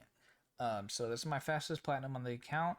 All you do is load in a save from the if you did the PS4 version, and yes, it will do the DLC. So if you do 100% the PS4 version, when you do your save from the PS4 to the PS5, it will auto pop everything, including the DLC stuff. So again, I'm not gonna talk too much about it because it's the same thing as the PS4 version, just a better version. So you can auto pop it there, just let you know. So another game that I decided to do that was on PlayStation Plus was the PlayStation Plus free games was Battlefield 5. I actually took my time on this. This is not a long platinum, and it's pretty simple. It's pretty good game, all things considered. It's actually a shame with the launch. I'm a huge Battlefield. I played the fuck out of Battlefield 1, and I actually 100% of that title as well. Biggest disappointment was the trailer that they did with the woman with the hook, and I guess you can even argue that they technically chose the boring parts of World War II, like the Norway invasion and all that. Not the standard stuff, but I kind of appreciate that it isn't the standard stuff. That's kind of makes it more unique. I didn't like. My biggest gripe with the game is they didn't call it Battlefield 2. I'll be fucking honest. It still pisses me off when I think about it. And some of the decisions that they did, they actually made DLCs free, and then they stopped updating the game. They decided, we're not going to do it anymore. And it sucks too, because the Japanese fucking update that they did in this was the Pacific one was so good. Oh my God. Yeah, it was getting really good. There's potential in this game. Man, there was really big potential. They were starting to barely hit it. And this is way better than 2042. I'm sorry to say that. At the current moment of me saying this, 2042 still sucks. And Battlefield 5, even though it has a shit launch and was at that time the worst Battlefield, they somehow fucked it up worse than this game. I don't know. I took my fucking time because we had since it was on PlayStation Plus, a couple of friends that were playing it, and we grinded it and had a lot of fun. We had fun with the multiplayer. I'll say that. I did like the gunplay. I did like the gunplay, and some of the maps were fun. So all in all, I mean, I also like the like some features that I would have wished they expanded, like building sandbags and like buildable. There's like buildable stuff. That was really fun to me. I liked it. There's even like a trophy to it. The flying I hated at first, but ended up loving. Loving the flying on this game. The most annoying part though is again, like I said, I like the flights in the EA games. I don't know. All the EA games that have flying, I really do enjoy. They're like, I don't know. I don't know how to describe it, like arcadey. Um, that's what I would say about this. Uh, but they went more realistic. Where you have to watch your ammo and all that stuff. They that didn't really hit with me for a little bit until I got used to it. And then they had really good upgrades, man. They had really good plane upgrades. A lot of cool planes. Like you could drop, you get. That's the other thing. This game's fucking grindy with their vehicle shit. Oh my god, that's probably why we had as much time as we did, because you had to put so much time in each vehicle. Hate that about the Battlefields, but I will say, once you get leveled up, you get some cool ass, like the Mosquito. I think that's what it's called. You could drop this like 5,000-pound bomb. It's like a fucking nuke. Oh my god, it's really good. If you like Battlefield 5's an easy platinum, not too outrageous. There are online trophies, but you don't have to do as much as Battlefield 1. So if you did the Battlefield 1 multiplayer stuff, it's nowhere near. It's a lot more toned down. But there is multiplayer trophies. So if you're thinking about it or hesitating, go ahead and get it done. Not too bad, not too bad. The next game that I decided to do after Battlefield 5 was the Subnautica PS5. This is not auto pop. The reason I did, look, I did in 37 minutes. I didn't even do it in an hour. You could do the dev consoles. I don't know if it's still working. Same game, just runs a little bit better. And I recommend doing the way I did, picking a version and playing. So you can say like, I want to do the PS5 version because it's the best version. But I recommend doing the full 30 hours, experiencing the game because it's that good. It's worth it. The best part is you can double dip and not have to put the same time in. So that's what I decided to do, and I did it a little bit later because I let it sit. I wasn't sure if I wanted to do it, and I bit it down and said fuck it. All right, I already talked about Ghost of Tsushima. Yes, I think there's some trophies you can auto pop for the PS5 version if you're gonna play it. The best version is the director's cut.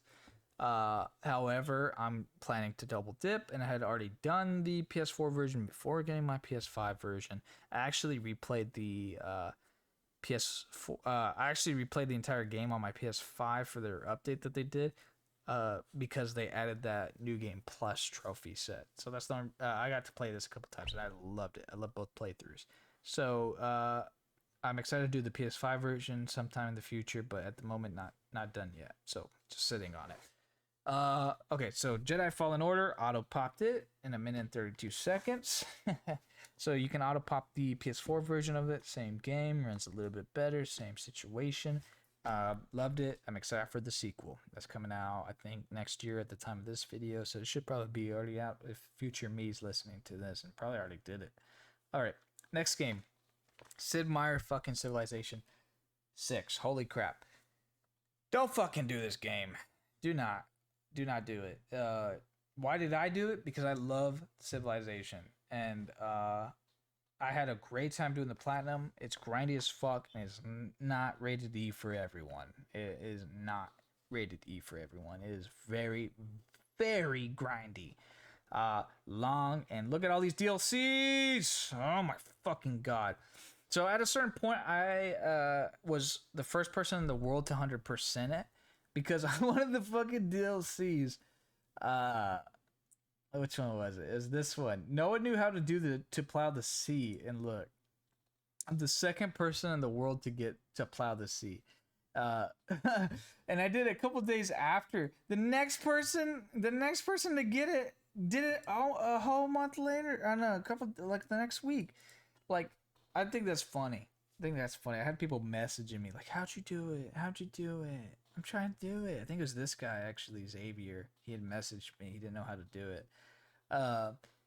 Yeah, man.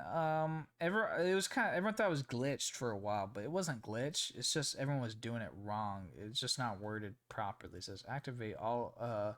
It says as Simon, activate all Commandante generals across multiple games, but you can actually do it in one game, and you just do what is it, hot seat, and you can do this very very quickly in less than a minute. But there's a lot of trophies like that. Do not recommend this. Civ 6 is one of my most proud platinums though for my account. It's one of my rarer games that I have on the account, and I really, really, really love this game. I love this game. I have it on PC. I bought it on launch for PC. Bought this game on launch for console. Played with my cousins. The controls are very good. If you want a challenging 100% slash if you like strategy games, 4X titles, and you want to do a platinum for one, this is 100% achievable. Just be aware you're gonna have to buy the best version of the game with all the DLCs, because otherwise it'll be pretty expensive. You could probably, and I actually recommend everyone wait for a sale on this game, dude, because you're gonna pay a pretty penny if you don't. But at this point of release, at the time of this video, they haven't done a DLC in over, I think, a year. I think that's the last time I got a trophy. Yeah, actually it's been a year. Actually, it's been a year today. Holy crap. The time of writing this video. It's actually been a year. I did this a year ago today. Wow. I know what I was doing. Oh, actually, I did in the morning. Oh, never mind. I did it really. So it's already been a year. Yeah. So interesting. Very interesting. I recommend not doing it though, unless you want a strategy game to challenge yourself and you're good at them. So just be aware. All right, the next game after Civ 6 was the auto pop for Death Stranding. Again, I told you not all the trophies will pop, so you will have to put a little bit of time into it, like 10 hours. Oh no, oh shit, 20 hours. So maybe more than I thought. Yeah, so just be aware that you can double dip, but it's a little grindy. You might have to play a little bit. I enjoyed it though. Anyways, next game I decided to do, and that was and this was finished this year actually. Yakuza Like a Dragon. I had bought this game on launch for the PS4, but I got scared because the PS5 was launching the next month, and I was thinking they were gonna do a PS5 version. They didn't do a PS5 version until almost a year after. So I waited for a long time, and there's no auto pop, so I just bit the bullet and said I'm only doing the PS5 version. If there's no auto pop, I'm not doing the PS4 version. I'd rather just play the best version, the PS5 version, like this. What Yakuza fucking is an amazing RPG. I love Yakuza Like a Dragon. I have so many good memories of this game. It's so cinematically driven. It's a great Japanese soap opera, gangster. It's a gangster soap opera with RPG mechanics. And when I mean RPG mechanics, this title, unlike the previous one, is like Dragon Quest slash Final Fantasy, like the early turn-based combat, and done excellently well here. If you don't like turn-based combat, you might not like this, but I would still recommend it because the story is fucking awesome, dude. There's so many twists and turns, so goofy, so so wacky. This is a great way to start getting into the Yakuza franchise. This is my first platinum and first Yakuza I ever beat. I recommend it for people that don't know what the series is, but because there's so many of them, we're overwhelmed. This is it, man. This is a fucking good one. I love it. I'm excited for the sequel that they announced for Yakuza 8. It's gonna have the same Ichiban. He'll be doing it, and the only thing I say, play the game, but be aware the platinum's not is grindy. The platinum, you're gonna easily put 120 hours in, and 40, maybe 30 hours of that is for one trophy. This one, when people warn you that the victory of the Millennium is a hard trophy, it is a really, really, really hard trophy because you have to beat a dungeon. It's the last dungeon, the hardest dungeon in the game, the last dungeon in the game, and it sucks. Like like let me put it this way: the whole platinum is like a 3 out of 10 until you hit that one trophy. Until you hit that whole one trophy, it is a 3 out of 10 difficulty. Then you hit this one, and it hits you like a sack of fucking potatoes being thrown at you at 100 miles per hour. It is really fucking challenging. You have to really know the in and outs of the RPG mechanics, and in a good way. In a good way, I actually kind of appreciate that after being done for so for a while now. Uh, it, it feels more rewarding when it's like that. But anyways, whew, holy shit, my mouth is hurting from talking so much. But we're going on to the next one, Mortal Shell. I did the PS4 version, the PS5 version after Yakuza Like a Dragon. What are my thoughts on it? It's a Dark Souls AA game made by, I think it's the first game made by Cold Symmetry, if I'm not mistaken. Yep, first game made by this developer, and they did a great fucking job. If you like, so what I'm gonna say, if you like Souls games, you'll probably like this, but you're gonna have to let it sit for a while. It didn't hit me for a while. It didn't really click with me for a long time. I had to try a couple times, but then it has grasped me. I like it a lot now. I can't wait for whatever Cold Symmetry does next. If you enjoy Demon Souls and Dark Souls 1 and maybe 2, you're gonna enjoy this. This is like up your fucking alley. If you appreciate what those games are and their slower gameplay, but you want it sped up a little bit, like you want that knob turned a bit, this is that. And it has its own little unique lore, and it's well executed. It is very well done. But I cannot deny it is dead ass a Dark Souls clone. But 100%ers beware, because the DLC fucking trophy is oh my god, it's fucking grindy, man. So as a 100%er, be aware the platinum's not necessarily, it's a difficult platinum in terms of skill, but not difficult in terms of length to do the platinum. You can do the platinum very, very fast. Your skill will vary, mileage will vary with this game because of skill. This one right here, dude, this is fucking grindy and difficult.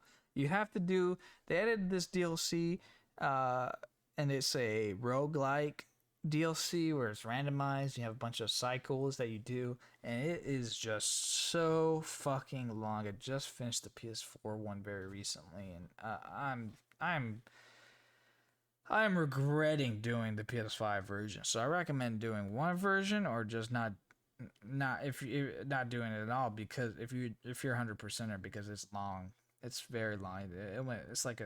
It went from being a 15-20 hour platinum to a 50-60 hour 100%. Like, that's how grindy this DLC list is. But I don't want to spoil too much, because it's kind of like, it's a Souls game, so you gotta experience it yourself.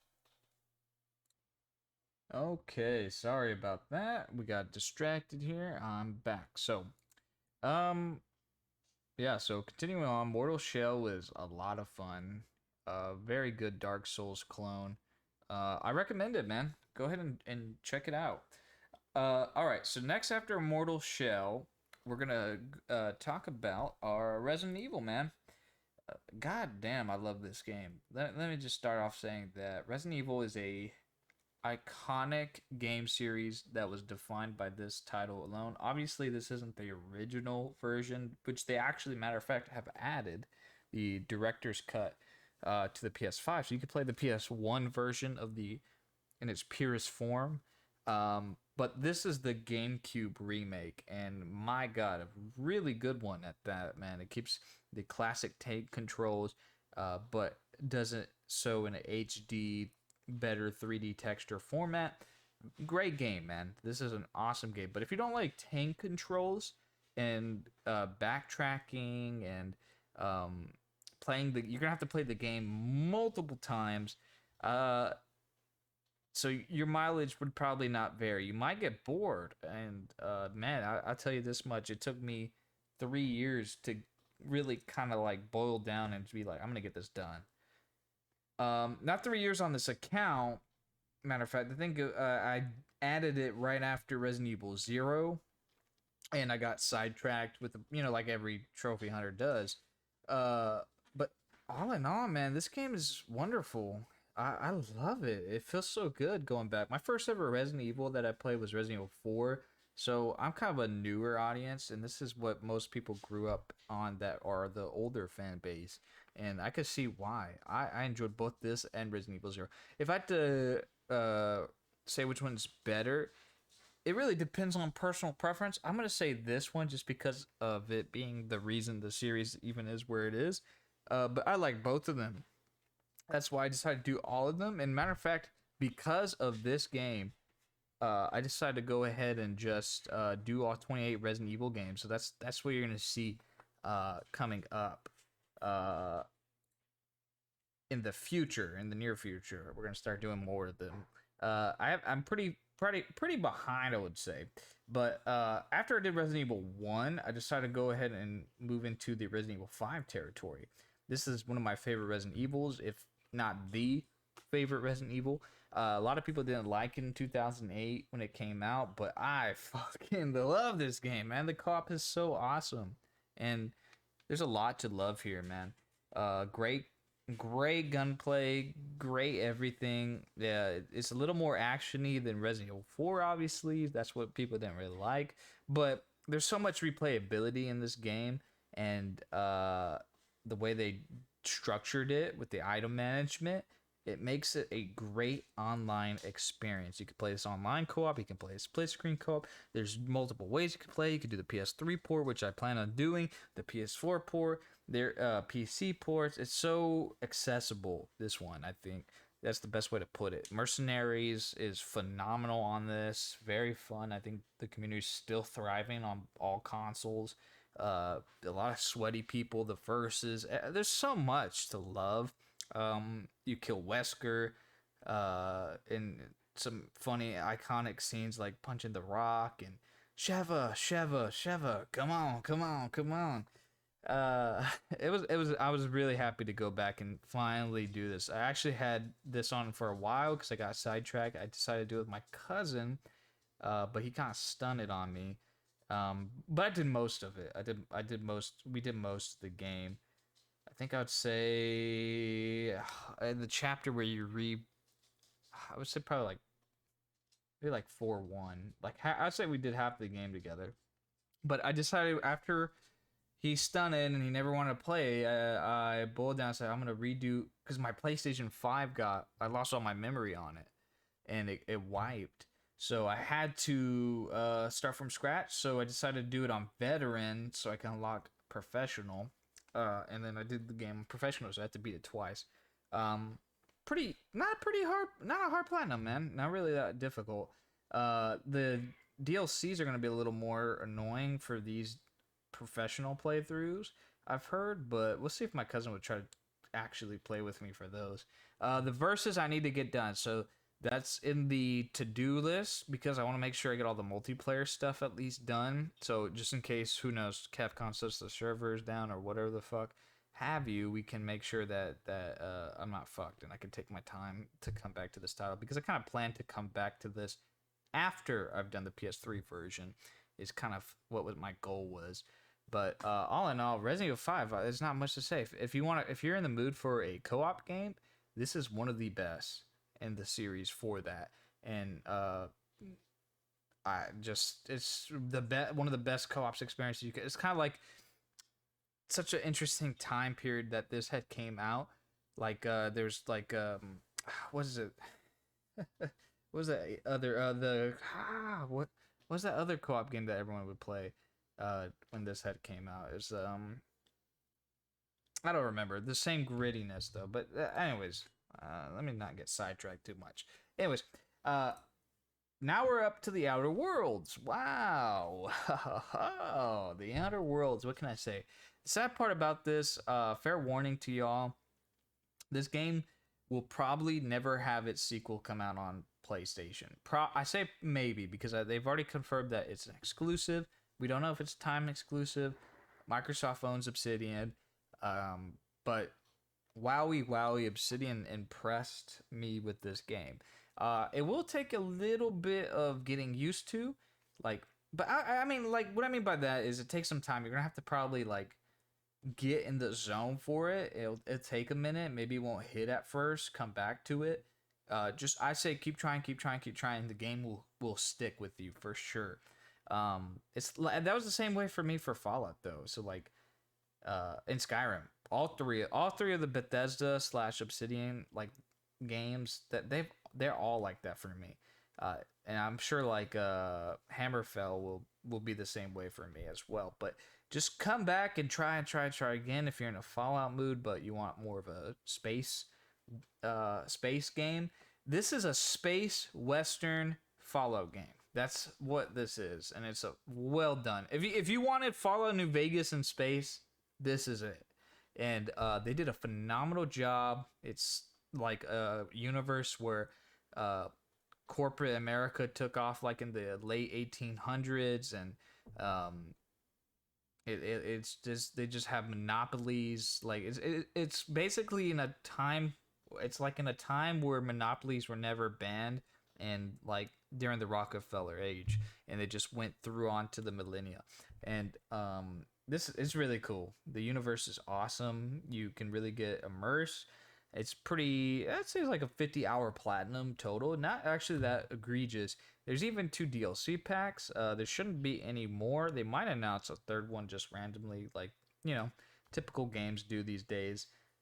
You think everything's gone and they add another one kind of situation. So I would suspect if they come out with the Game of the Year edition for this, then there's not going to be any more DLCs. But the only thing I could say is there probably might be a surprise one, but expect if you're in the mood for a Fallout game and you've already done all the Fallouts, this is a good one to do. But just be wary if you get so immersed that you're gonna really want the sequel to come out on PlayStation, but it's just never gonna happen. I'm gonna have to play it on PC on Game Pass. Which is the good thing about Game Pass. But in the next game, I decided I have to do Outer Worlds because I had actually done Outer Worlds fucking a long time ago. I think actually, let's go back. I platinumed it in 2020, but finished it the 100% in 2022 because of the DLCs. So this was just more backlog. And you're gonna start noticing after. With Mortal Shell, I'd say the start of Mortal Shell over here. This is where I'm starting to suffer from backlog fatigue, and it's draining me. It's mentally draining me right now. It's really annoying where DLCs and updates and trophies that I'm like done games I've done 2 years ago, I'm having to go back to and start from fresh or whatnot. It's kind of pissing me off, and there's a couple even now that aren't like this one right here, Resident Evil Village. Is going to. So I have it done. Resident Evil Village is finished. I platinumed it. I did it a couple months ago. But they're going to add DLCs this month. So I'm going to have to go back to it. And this is not on top of the Resident Evil 5 I got to do. And Mortal Shell's PS5 version. I just did the PS4 version of Mortal Shell. And this is grindy as fuck. This is going to be a little bit grindy. This is going to be really grindy because they didn't announce 1 DLC. They announced 3. So that's bullshit. It just you can see more up here. It just keeps going. But Resident Evil Village, what can I say? In the future, you're going to see this game again. So be aware in the next update. There is DLC coming out. I will be doing it. I will be probably doing the PS4 version of this one instead and finishing and 100%ing that version first before coming back to the PS5 version, as I've already experienced it. It was kind of part of the plan, so I'm kind of glad they actually added the deal. This is one of the few that I'm glad they have because the DLC was really well done. Capcom did a phenomenal job on that Resident Evil announcement because they also announced PS5 ports for 3 different older Resident Evil games and all kind, and announced a Resident Evil 4 PS4 port. So really good job on them. What can I say, man? I'm not gonna talk too much about this because it's fucking really good. If you like Resident Evil 4 and Resident Evil 7, this is the perfect game for you. I love it. It's one of my favorite Resident Evils. Probably in my top 3 right now. If I had to say what my top 3 Resident Evils are, it's gonna be Resident Evil 5, Resident Evil Village, and then probably that's Resident Evil 2 Remake is pretty damn good. Uh, but I also like Resident Evil 3 remake, even though a lot of people didn't like it. I kind of I don't know. I'd say one of those. Those are my top three. So a couple of newer Resident Evil games are in my top three. I really like it. I like going and playing these games. They're awesome. I suggest. I mean, it's a Resident Evil. If you don't like Resident Evil, don't play it. Uh, but if you love Resident Evil, you have to play it. It's phenomenal. Okay, the next game I decided to do was this piece of shit. Battlefield 2042. The only reason I decided to go for the platinum for this is because I was live streaming the game on launch, and I knew I was going to be playing a lot of it for live stream. And I decided, I'm gonna put so much time, might as well platinum it. Little did I know that I would be regretting that. There's a reason why there's only 907 people that platinum this game. I think I was like the top 100 or something. Let me make sure. I think I was pretty up there. No, I wasn't. Maybe I wasn't. I went crazy. No, I wasn't. No, that's a disappointment. But anyways, uh, the only reason I added this was because, well, yeah, like I said, for stream, and I did end up playing a lot of it. Did I enjoy it? At first, I didn't mind the thing because I thought I didn't mind the launch of the game because I thought they were gonna fix it, but they did the Halo Infinite thing and they never fixed it, and now apparently it's a little bit better. Not a lot. I was gonna say a lot better, but I really don't think a whole year of them updating it will really fix all the problems that everyone has with the game. I think they should really just because the EA is notorious right now with shutting out live service, even though they created live service games, and they did it with Battlefield 5. So there's no doubt in my mind that Battlefield 2042 being a bigger shit show than that game and a lot less fun. That's the thing. The reason this game's worse than Battlefield 5 is because not only is it bland, uh, but it's buggy. So it's a mix of it being buggy and not having enough content. And weirdly, they had so much time to work on this title, multiple developers from their in houses and in different situations, pulling people from Battlefront 2. So we didn't get any more DLCs or any more maps and free content for that game. They canceled it for this crap. They canceled Battlefront 2, and I've heard they've canceled Battlefront 3 because of this game. And yeah, it didn't show for it. The launch was ass. There was no scoreboard. That's the dumbest fucking thing. And it took them 4 months, 5 months to add a scoreboard. I did most of the platinum on this, like, man, this is a grindy ass platinum. So I recommend no one go for this. And if you do play the PS5 version, it's the least buggy of the of the two. It works semi good on the PS5 from what I remember. A lot better than what the PC people were suffering through, which is crazy to me. Man, grindy as fuck, and the platinum. I suspect they're gonna add some kind of deal. They're gonna add something. They're gonna add some DLC trophies. I 100% think I'm gonna go back to this maybe in a year or so because they're adding something. They'll add something, some kind of DLC trophy if it's not one or two. Trophy lists on this. So that's another reason I'm warning you because I don't think this game's done. It took me 4 months of a lot of grinding to do this game. Hazard Zone is the worst offense. You're gonna have to play Hazard Zone, and not just play Hazard Zone. You're gonna have to grind Hazard Zone.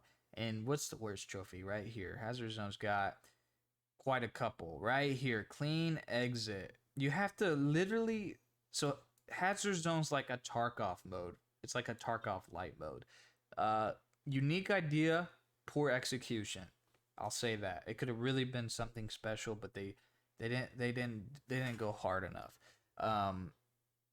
Yeah, this right here, you have to depend on randoms without. There's no voice chat in the game like all the other Battlefields had.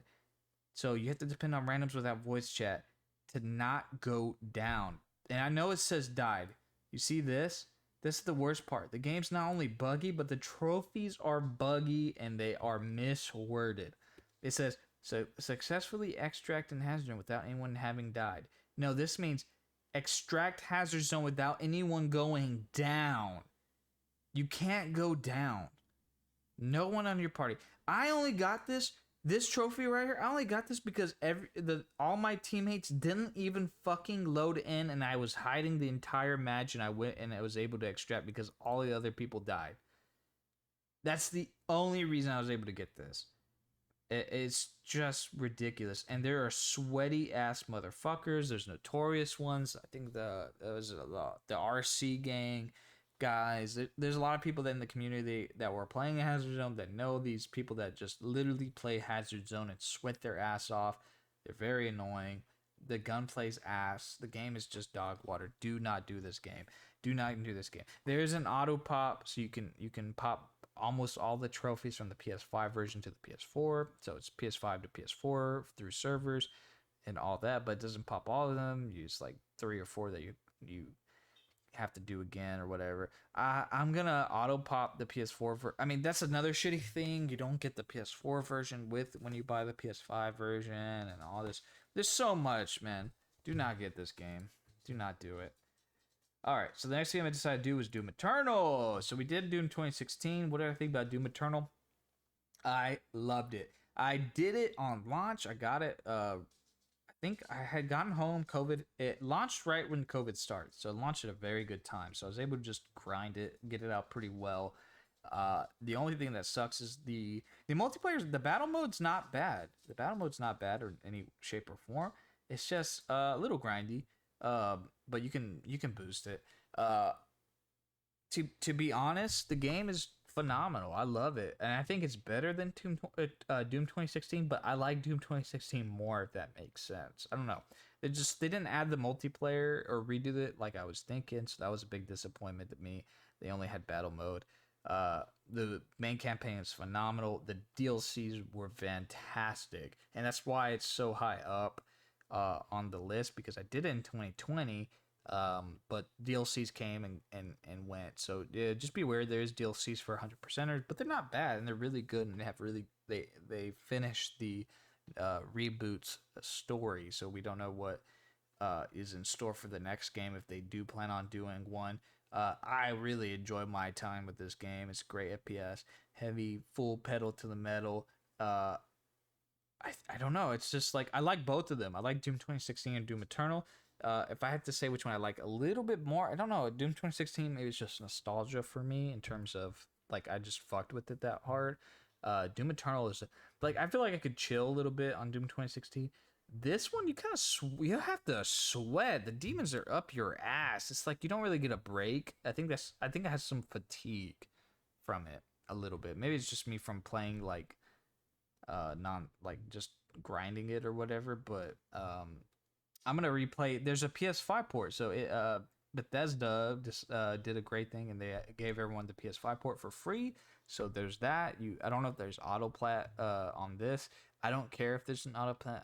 I probably will play this again just normally on the PS5 port, because I think there's 2K support, and I have a 2K monitor, so I'm gonna really enjoy it. I've been letting it sit. It's been a while. I can't wait to do that one of these days. I won't do it. I don't think I'll be doing this during the next 25 platinums. I think I'll be doing it the following. So just be aware of that. All right. So the next game I decided to do was Returnal. Man, this game is really good. This is one of those games that like, yes, it's a PS5 exclusive. I actually got to do it. And then they announced recently that, or I think it was leaked, that the PC port's coming. So that's cool that people will be able to experience this on PC. No shame in that game, man. It's a really good one. Why is it so high on the list? I actually did it earlier, but they decided to do a free LC, and it is a legit expansion to the game. And I'll talk about that in a second. But the main game is just a roguelike third-person shooter. It's really good. It's bullet hell roguelike, but fantastic mechanics, great DualSense controls. This is one of the few PlayStation games other than Astrobot that have the great dual sense capabilities, and I love it for that, man. It's really fantastic. Works very well. And I just really think if you have a PS5 and you like roguelikes, you have to try this game at least. It's very well done. It's a triple A roguelike, very well polished. The cutscenes are beautiful. Stories up to interpretation, and it's really well done and very trippy. It gives you that same like Death Stranding like world, like what's going on. I got massive aliens vibes. I don't know, like Ripley slash all the cool like tech that just reminded me of aliens a lot. And very cool. A lot of elements that you can just pick. A lot of replayability. And the DLC is free. They gave it to everyone, and it's awesome. It's actual full-fledged DLC, and with really cool elements that add to the story as a whole. I thought I did the DLC on stream, and that was fun. A lot of people joined me a little bit for that, and just enjoyed it. It was a really good trip. I recommend Returnal. You can get on the PlayStation Essentials, I believe, uh, Plus. So, and it's coming to PC. So if you're interested in that, and that's your kind of cup of tea, pick it up, man. I loved it. All right, the next game I decided to do after Returnal was I finally decided after a year. So let me talk about Aliens Fireteam Elite. The reason why this game took me so long to platinum is, well, simply put, two trophies. Uh, Finish all the missions. Wait, not that. That's let's see. Finish all campaigns on insane difficulty, and it's doing all the weapons 4 star, I think, or not 30. This one, all my personal friends. So I bought this game on release, and I fucking love this game. It's Left 4 Dead style kind of game, but it's an aliens third person, and the weapons are really done. The levels are really well designed. The aliens are badass. Very awesome. If you love aliens, I recommend this fucking game. You have to. It's by made Cold Iron. This is their only game. They're very new. They just did a DLC too, so that DLC fucking fatigue is kicking in really bad. But but but I will say this as a person that will go for the platinum, do not do the PS4 port. It is really buggy and glitchy, and I'm not entirely sure if all the bugs for some of those trophies are fixed. So be aware of that. I did the PS5 version; it runs better. So anyone that only has a PS4, be aware. Probably don't jump in this game, but if you love aliens, maybe try, maybe look into it. Do your research. Just be warned. But also be warned because this is a very fucking hard platinum, man. It's a very hard platinum. Insane difficulty is no joke. It is really sweaty. If you go down, you only have like 3 seconds for your teammates to rest you. You really have to play it like a Destiny hardcore raid. Is very very intense, and this I don't know if the requirements have changed with the. I don't think that. I think if you have the DLC, you might have to do them as well. Don't quote me on that. Uh, Also, all the trophies do not stack, so you have to do you have to do all of the difficulties for all the campaigns in order. When it launched, it wouldn't tell you, but now it does, so that's really a little quality of life. It'll show you the highest difficulty that you've done on each level, but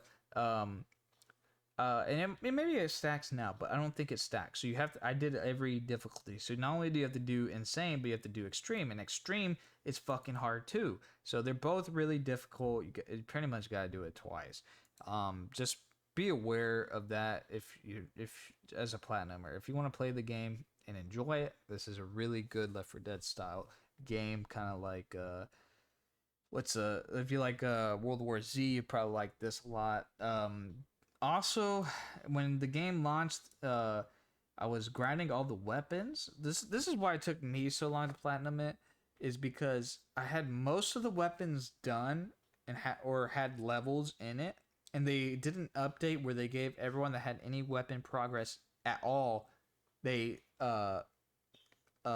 max leveled everyone that had any progress on any weapon for some reason. It was kind of out of the blue, and it locked a lot of people out of the platinum because I only had like 2 weapons I hadn't even touched, and Guess what? They didn't count progress to the fucking trophies, so I was fucked. There just wasn't uh any extra weapons. I was waiting for the seasons weapons to really add enough to where I could do it. Luckily they ended up fixing it almost 8 months later, so I was kind of cooked there. That's why I jumped in, is I heard that they fixed it. I have to come back and play it for the DLC. I've heard this isn't really that hard. I've heard the DLCs aren't that hard. The DLC trophy's not that hard, so I'll have to jump back and see what's up with it. All right. Next game I decided to do Dying Light. The reason I started to do Dying Light is because I love Dying Light. It's been in my backlog for my platinum backlog of games I wanted to do for a long ass time, basically. That's why I did it. And the reason we jumped in is because they updated it fairly about like 4 or 5 months ago to have well, I'll tell you, me and my friend Rob, we love Dead Island, so we loved this because it's made by the people that made Dead Island 1 and Riptide, I think. And we jumped in, and the motion blur fucking killed our eyes. We couldn't stand it. The PS4 port did not really hold up in terms of stability. There's no PS5 patch, so I waited until there was a PS5 patch, and it finally came. I am so glad I waited. It changes the game drastically. It makes it way more playable. You can play in 2K. You can play 4K, 60 frames. Motion blur is not. There's a little bit, but it's not as offensive on the PS5 ports, and it's a lot better. So I really recommend it. On PS5. Great game, zombie parkour. If you like parkour games, this is up your alley. If you like zombie games, this is a must play. I'm pretty sure most people played it. There's even the sequel that came out this year. I'm sure more people have played that, but I actually ran into a couple of randoms on multiplayer, man. There's quite an active community on multiplayer. A lot of grinders, a lot of younger folks too joining in. The game's usually cheap with all the DLC. Get it. This is a really get it and play with some friends. It's 4-player co-op. The co-op is very, very good, very well done. It's awesome. Play with some friends. That's what I did. I played with Rob. We got in a fight though. Cause see, there's some annoying weapons you can team kill with, and he was just annoying me. But I ended up finishing it. I'm not done. Again, DLC fatigue. This is where they were already out. It's just I was just burnt out. So yeah, basically, the DLC just is the multiplayer right here. This I think actually it might have been the Borzak card. Because you got to do this be the last man standing, and I had just done it, and my friend Rob was like, you have to win on actual multiplayer, right? And I'm like, oh. So I just took a break. I've taken a break. I'm actually going to do this. This is my next PS4 game I'm going to work on. I'm currently working on PS3 game, but I'm waiting for this video to post to finish it and keep going. And so this will be the next thing I do on my backlog for DLCs. Speaking of that, this Maneater game was free on PlayStation Plus. It's a very easy platinum. If you like sharks and you like killing things, this is all this is, and it's a lot of fun. They did a really good job. It was on PlayStation Plus, so I'm sure many of you watching, or if anyone's watching, have played this game, or have it because of it.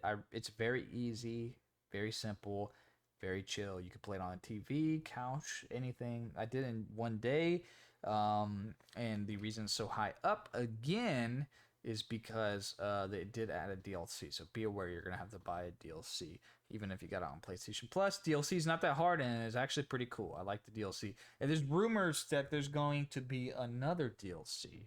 It's supposed to be like cyberpunky, so that's gonna be cool. Not really much to say about this, other than if you like the PS2 shark games, or like I think there's a phone game, like if you just like mindless dumb fun where you're a shark fucking killing things and doing it, it's pretty fun. I enjoyed it. I like it. It's not gonna rewrite the history books or anything, but it is a fun little ride and not a hard platinum. not a hard one at all, and you could do it in about if you just decide to do it in one day, you could definitely do it. If you decide to do it in maybe a week, you could probably do maybe like 4 hours every day, and you'll get it done. I recommend it. Buy it on sale. All right, Terraria is the next game. Holy shit. Terraria. I fucking love Terraria. I think there's days where I love Terraria more than I love Minecraft. And there's days where I love Minecraft more than I love Terraria. They're just eternal loves. I'm a very big survival, pixelated fanboy. And this game came on Xbox 360 first, part of their indie program, and that's where I played it first, and I fell in love. And I've never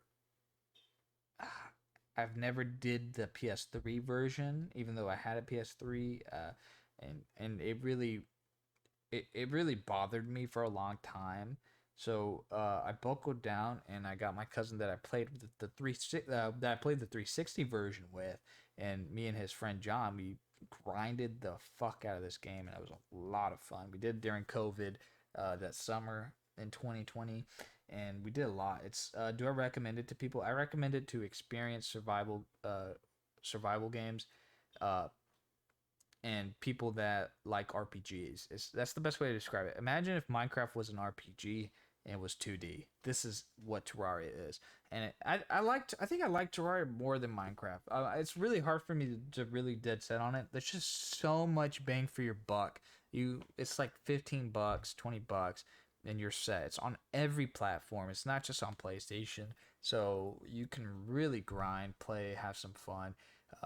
Bosses and oh my god, it's really grindy though. I will say that you're probably looking at 100 hours, maybe half of that if you're really good, of just playing, grinding, learning. I would say 100 hours because if you never played Terraria, you're gonna have to learn and watch videos and figure things out, and just be prepared for a great adventure, man. It's a lot. It's a good trip.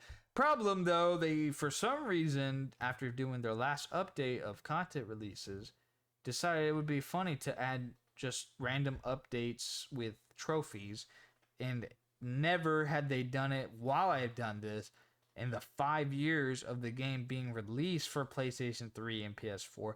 That's the crazy thing. When I did this, 5 years of nothing. But after the final one, they decided to add stuff. Oh my god. And a year after I had done it, it pissed me off. And then I did it, and then they decided to add it a month after I did it. I'm burnt out from fucking shit like this. I'm burnt out of it. It's not even the game. It's not even that I don't want to do it. It's just I'm sick of having to do it, if that makes sense. Because this is one of the games I expected not to have to go back and do it again. And it's just... And it's not even bad updates. That's the annoying part. And they're just grindy. Like this right here, the Infinity Sword. You have to get like almost every fucking sword in the game and the RNG race. Oh my god. Oh my gosh. However, some people might enjoy that aspect, right? So that's what I'm gonna say.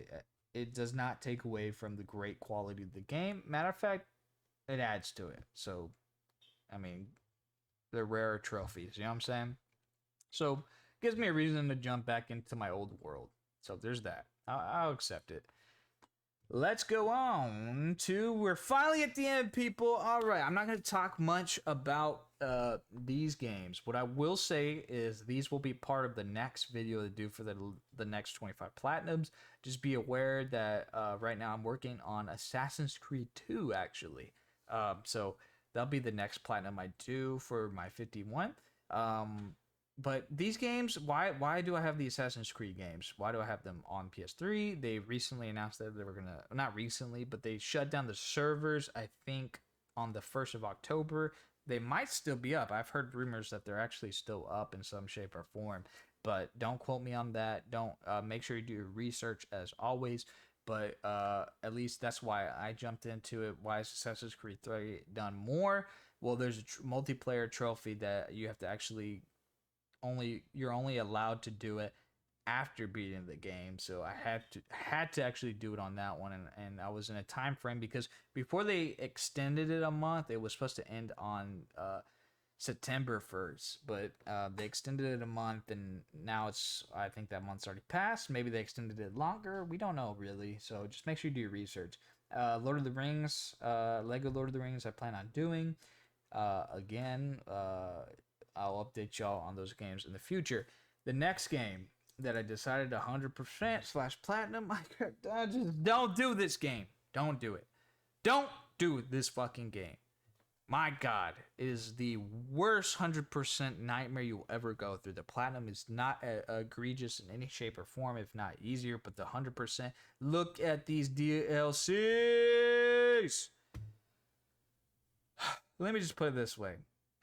It's a Minecraft Diablo style game. It might not really, it's not gonna probably click with you. Not many people like this. I enjoyed this game. I streamed the game. I really enjoyed my time with this game. I like Minecraft Dungeons. The problem is the DLC trophies. The platinum's not hard. You just beat the game, typical Diablo style. You beat it a couple times. You go to the highest difficulty. Not too hard now. But not only do you have to buy all the DLCs, but there are trophies where you have to get every item in the game. There are trophies where you have to beat everything on a certain difficulty, like on the hardest apocalypse that they added, and it's really fucking difficult, really annoying. Became a really grindy game. But the worst offense is they've added a battle pass, 2 battle pass, and guess what? There's trophies tied to the battle pass. Fucking, you have to do them.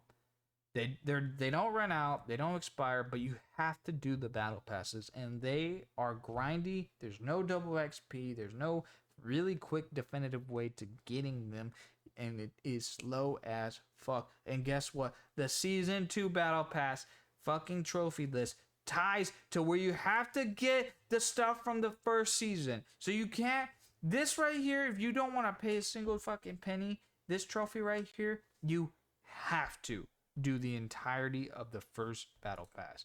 Very shitty. And just be warned, there's going to be a season 3. I think they're going to announce it on the 15th, matter of fact, because there's a Minecraft event coming out this month. I think there's 2 actually, so it's like Minecraft season. So suspect them announcing something about Minecraft Dungeon. It could be a DLC, maybe a season pass, maybe both. So I highly suspect I'm going to go back to this game in some shape or form if they don't announce a sequel.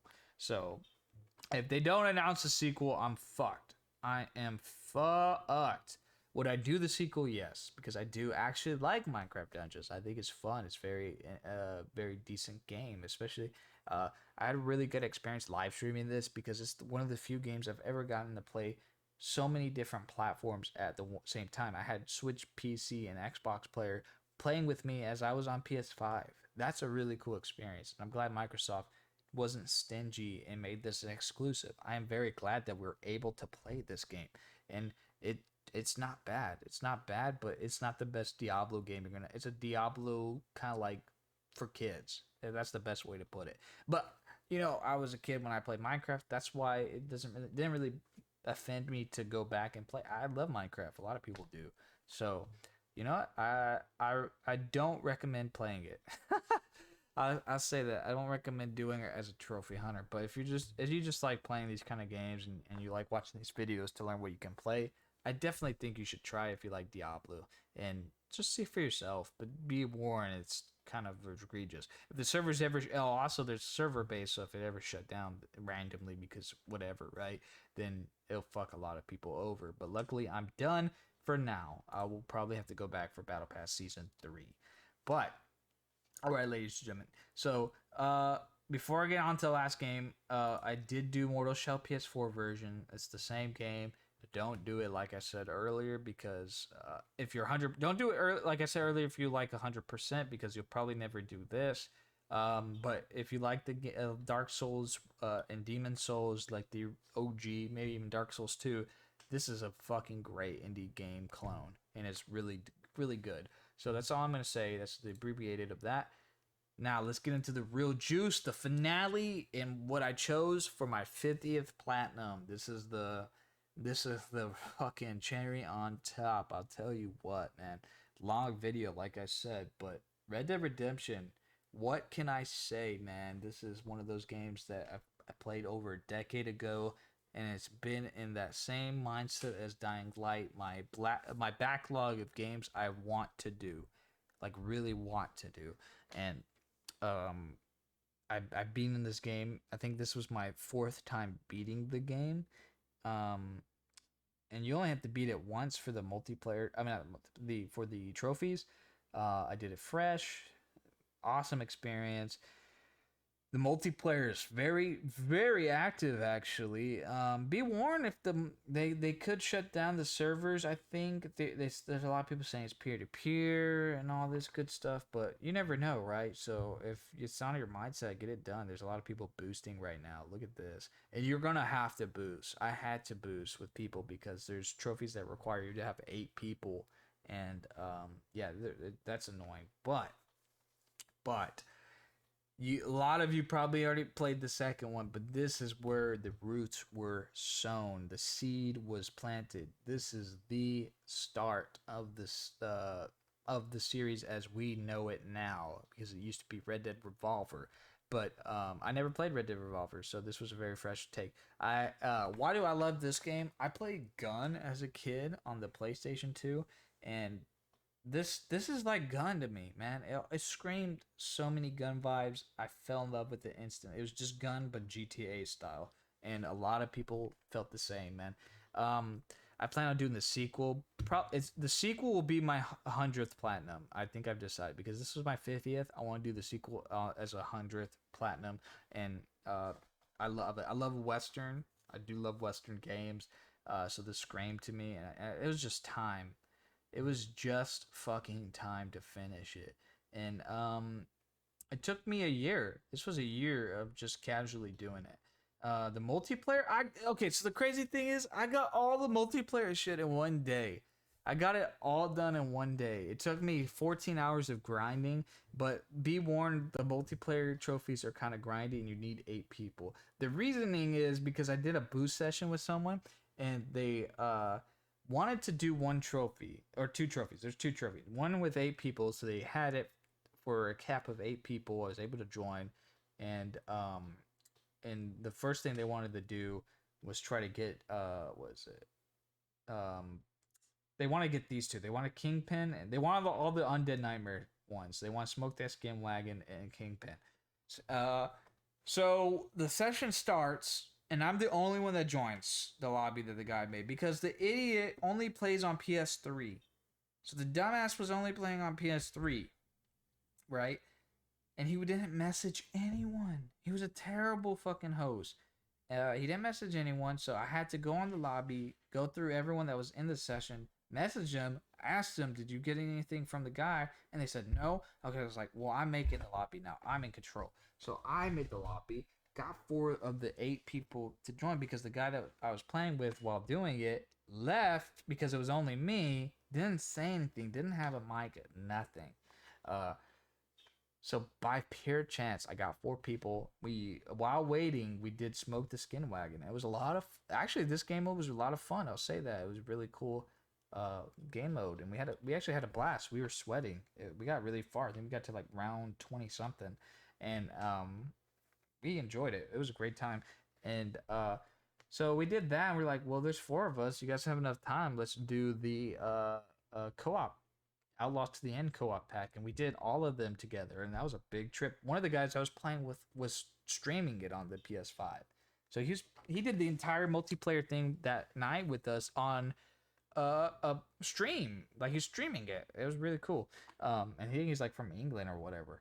But we did all the co-op trophies, and the co-op was a lot of fun. We did all the co-op missions. I really enjoyed it. I had a great time with these guys, and we just were on the last part that we needed for the advanced co-op mission, when he got a ping for his session that he was going to join after, and he found out that they didn't have enough people for the other multiplayer trophies.